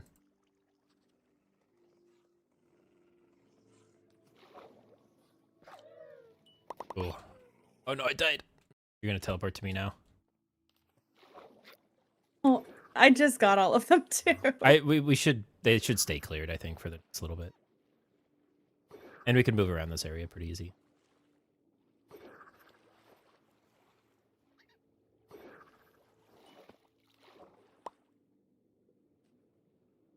Yeah, there's a ton of emeralds in here. So yeah, my favorite box puzzle is definitely the Funland one, because it definitely tricks you with how the mechanic works. Ooh, actually, I just remembered one. The light puzzle in the mansion. That's one of my favorites. Have to remind me. Are you talking about the Skulk one, or? I think she's talking about the beacons. Oh, the changing the glass. Yeah, that's what I mean. That one is interesting. You're right. I think that's a pretty good pick.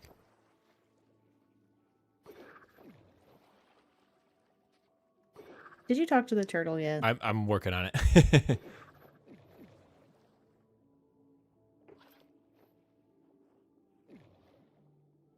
Seen my egg. Egg. Now, Jem, did you say your favorite puzzle? No, I haven't yet. I think Funland is the best puzzle. I can't remember other puzzles though.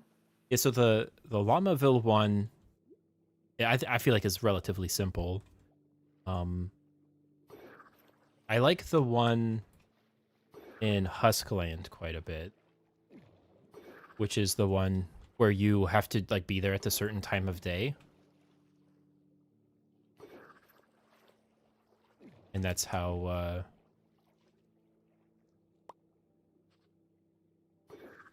Did you just grab the egg? I did, but you can grab it back up.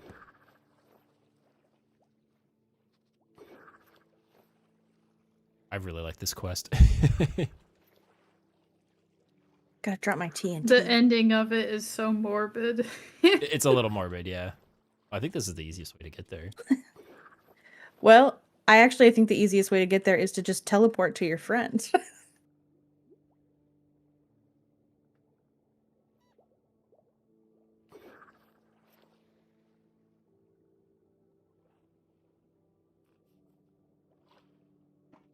So, what's everyone's favorite? Smelly, you can go first. What's your favorite, like, NPC?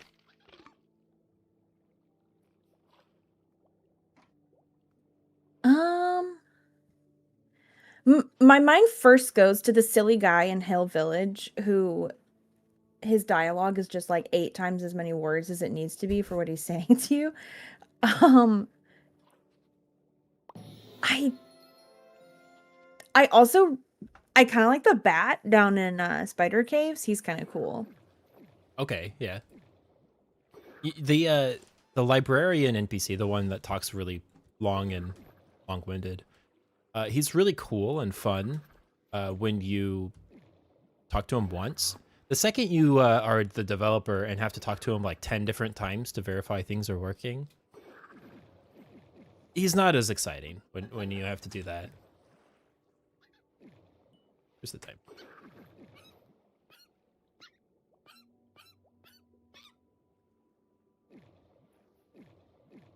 I missed.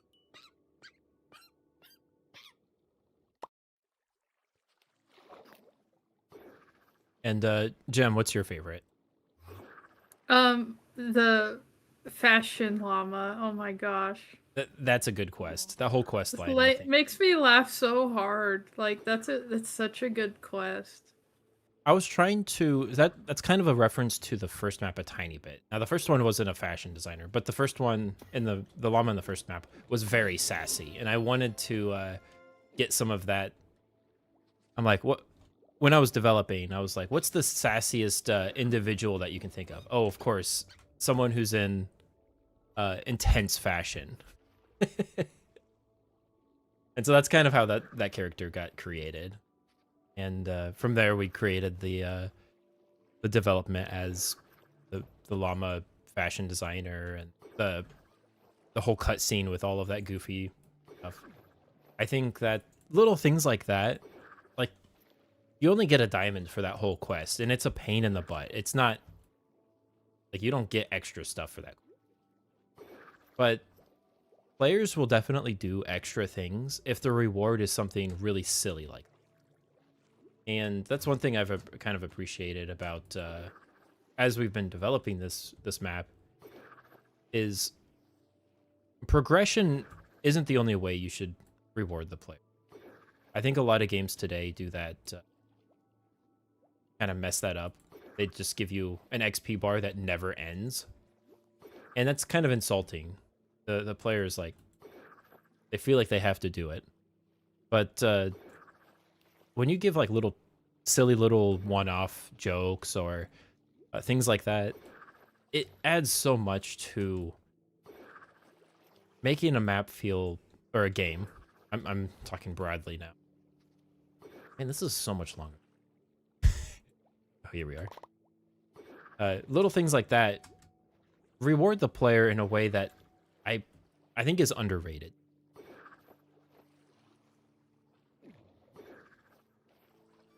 That's definitely true.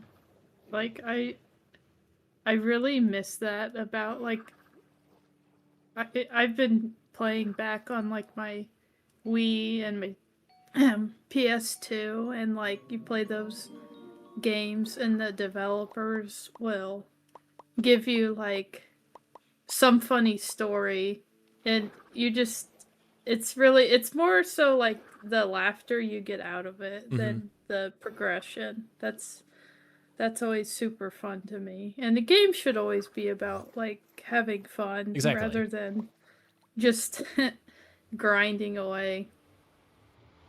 Yeah, I kind of agree. Like that's why we're here, right? we're here to have fun. And, what's the fastest way to get back to llama? Did we get the nether quartz in here? Oh, we didn't. Good call. Kind of turn. I think it's up. It's like in the middle. Mm-hmm. So with that in mind, what's everybody's like most fun but also most rewarding diamond?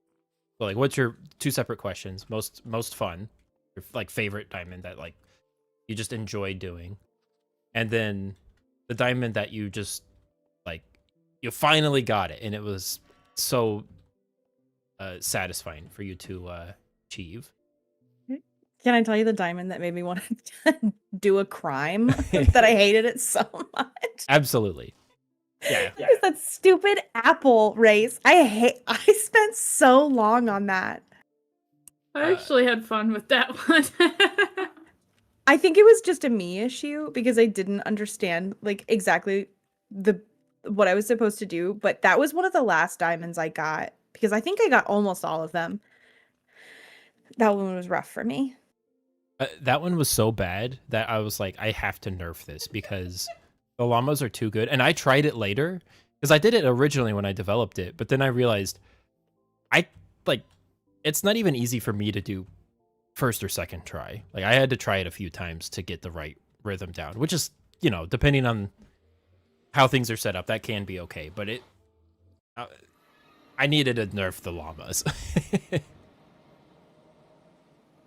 But my favorite My favorite was always the exploration diamonds because I like going where I'm not supposed to be.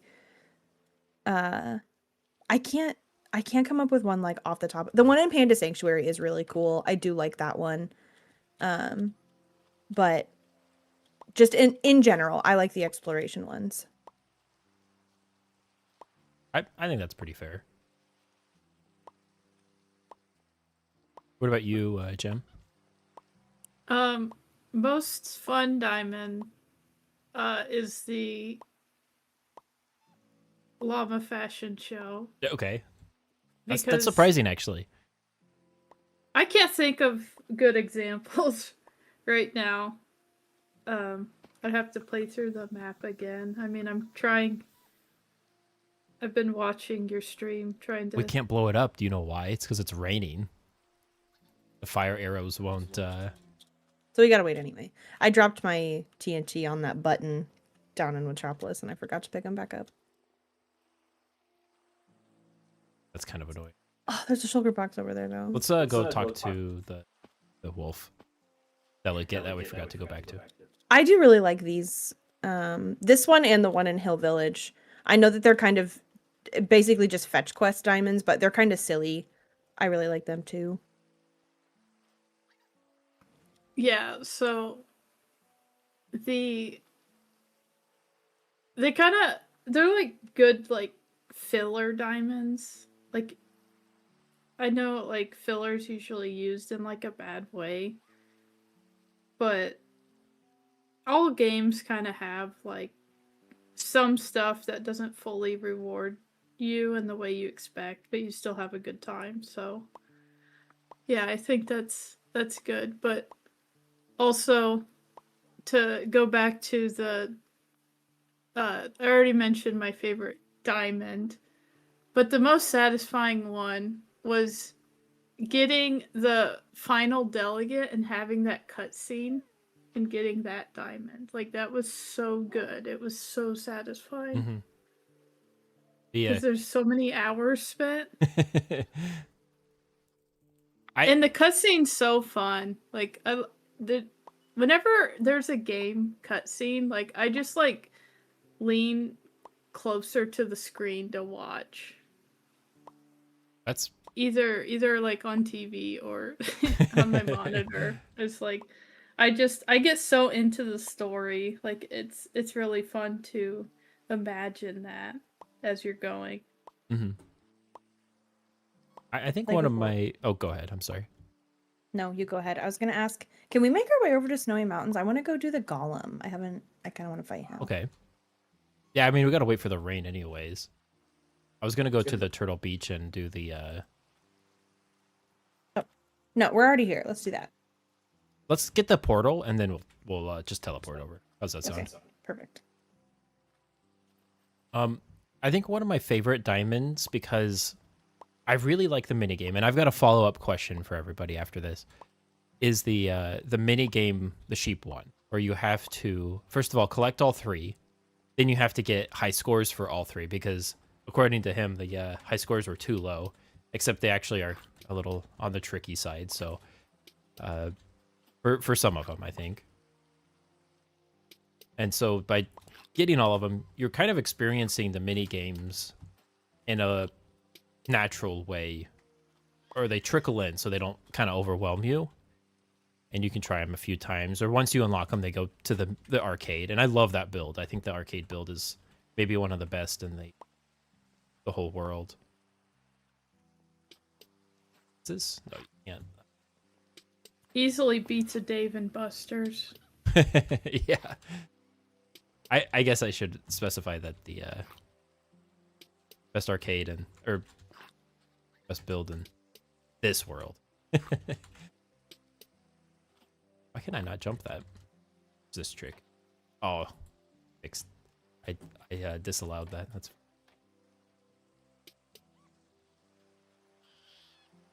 I feel like I can make that jump. Can you make it on the back end? Oh, it's probably easier. Okay.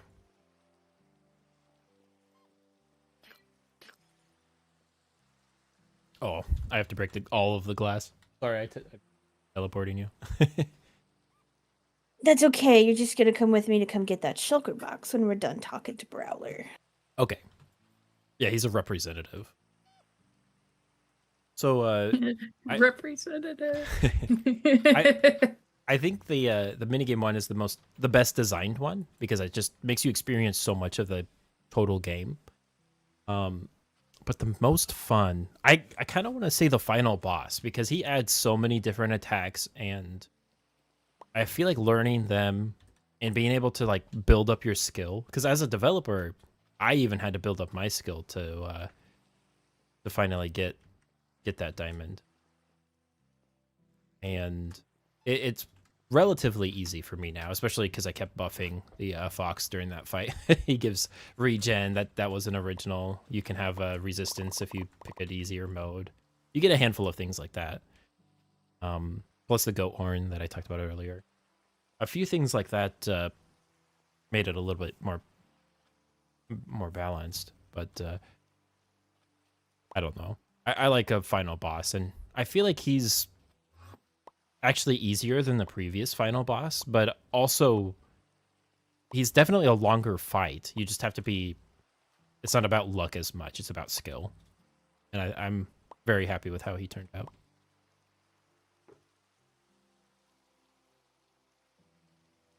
So I've got a kind of a little bit of a creative question for everybody. If you were to create a mini game as the fox, you can implement some of the features of the game or not. What mini game would you add?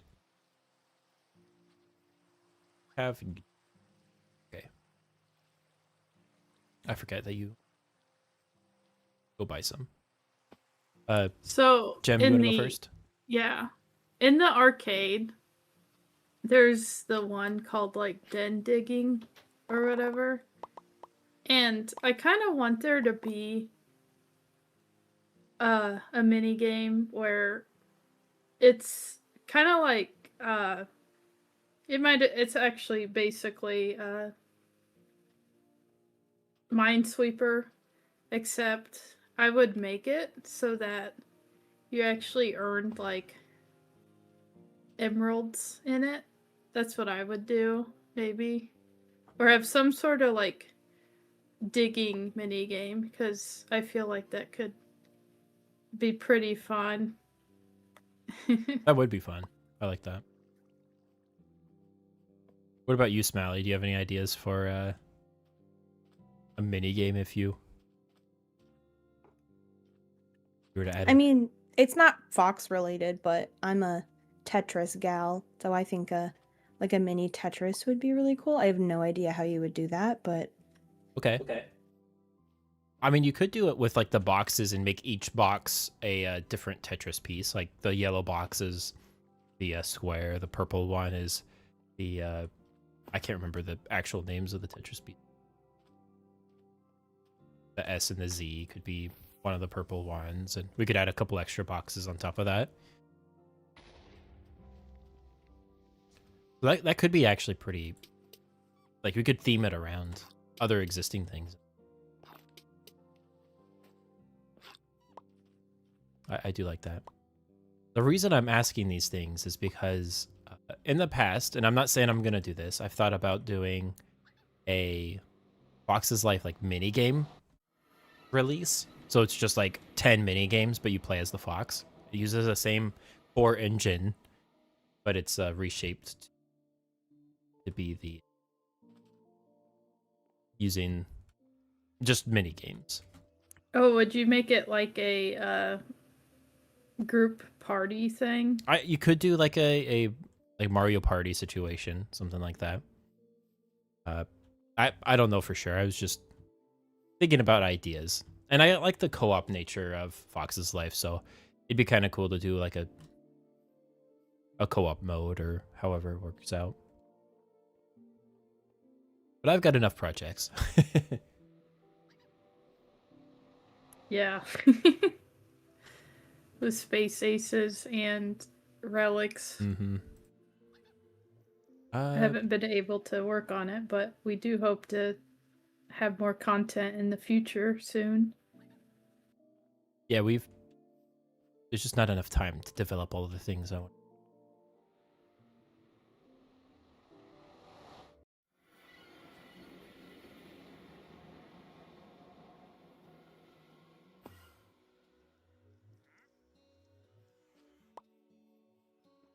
So, let's see here. You wanted to go to the with the snow golem, Smaley? Sure.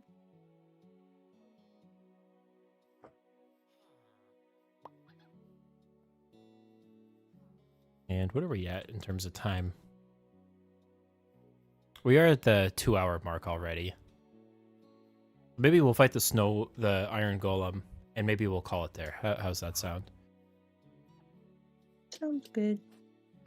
Wow, that's gone by quick. It definitely has. So far, everything's working, and I'm actually very happy about that. Yeah, that's a relief. I'm always so worried when a new version comes out. Speaking of which, do you like Minecraft's new naming? I've got mixed feelings versions? about it. I think anything could be better than 1.20, 1.11. I shouldn't have to say 45 syllables to say the version I'm on. But at the same time, I don't know. We never got a Minecraft 2.0. Yeah, I think it's strange. I think I'd be more accepting of it if it was 1.26 point, because it's still Minecraft 1. It's Mhm. not Minecraft 26. Like, where's the other 25 sequels of Minecraft? That's just how I read it. I kind of agree that like it wouldn't be really too bad if you yeah.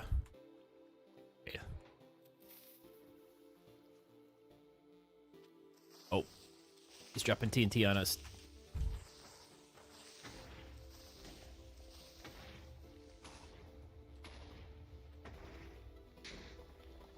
It's still really funny that the snowmen are British. Like, so makes me laugh so much. Wait, we can kill each other really easily.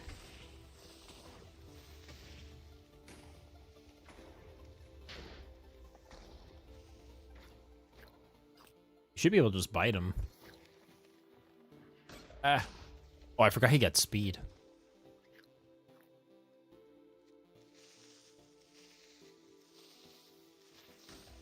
Ah. Oh, I'm gonna die. That hurt.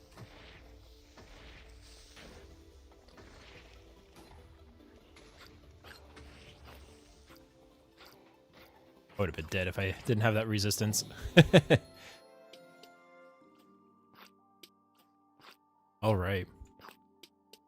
I'm gonna set my spawn up here, and thanks for joining us, Gem. Any last words? I guess I can fit in one more question. Okay. What's your favorite soundtrack from Oh, the that's a good game? one. Favorite OST. I'll think about it first. Let me look at the various areas. I feel like let me think. I do like Funlands quite a bit. And I kind of want to fly over all of the areas now and listen to them. I think my favorite actually soundtrack is the opening, like when you first launch the map. I really like how it feels. It feels like it slowly eases in. It feels exactly how I imagined the map to work. What about you, Smelly? I know it's a really simple one, but my favorite is Hill Village. It's kind of a calming soundtrack. I just really like it. I do like Hill Village. That's pretty good. What about you, Jem? I also really like Hill Village just because of the way it's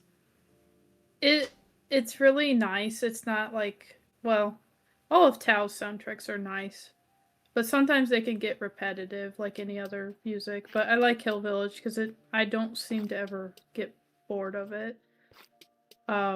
I also like the snowy area. It's very relaxing, and I really like it because it deviates from like sounding too Christmassy. Like it's really hard to make like a cold feeling without it, you know. Mhm. I Yeah, just like it's like not the that time of sound year effect. for the map. It's just Yeah, no. it's just Well, I guess it is now, but I get yeah. it's just like I wish you could make winter music without it, you know, being stuck on those instruments. And I think Tao did a good job Being keeping balanced it with like winter feeling without feeling too holiday-ish. I yeah, guess it's a Metropolis is really good too. mhm. Nice and echoey. It's just a really nice soundtrack. I really Yeah, and for the viewers, I guess when you make the VOD, you can link Tao's soundtrack, his videos for that. It would help him out because yeah. he's I'll make sure really I do that. awesome. I'll throw that in the link in the description. All right, Smelly, any last things? Or are you getting tired? No, I'm still having a great time. I still like this map. I'm just following the master, you know. Yeah. I mean, we can keep going if you want. I might have to take just a short break, but it's up to everybody else.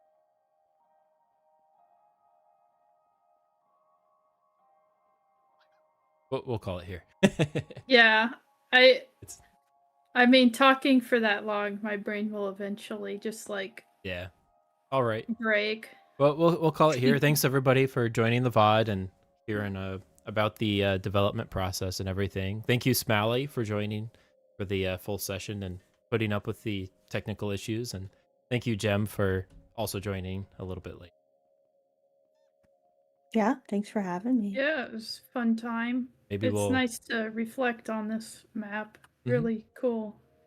maybe we'll try to do another stream relatively soon. If things work out, we could even do it tomorrow, but it depends on if I got time. All right, everybody. Well, thanks for watching, and we'll see you in the next one.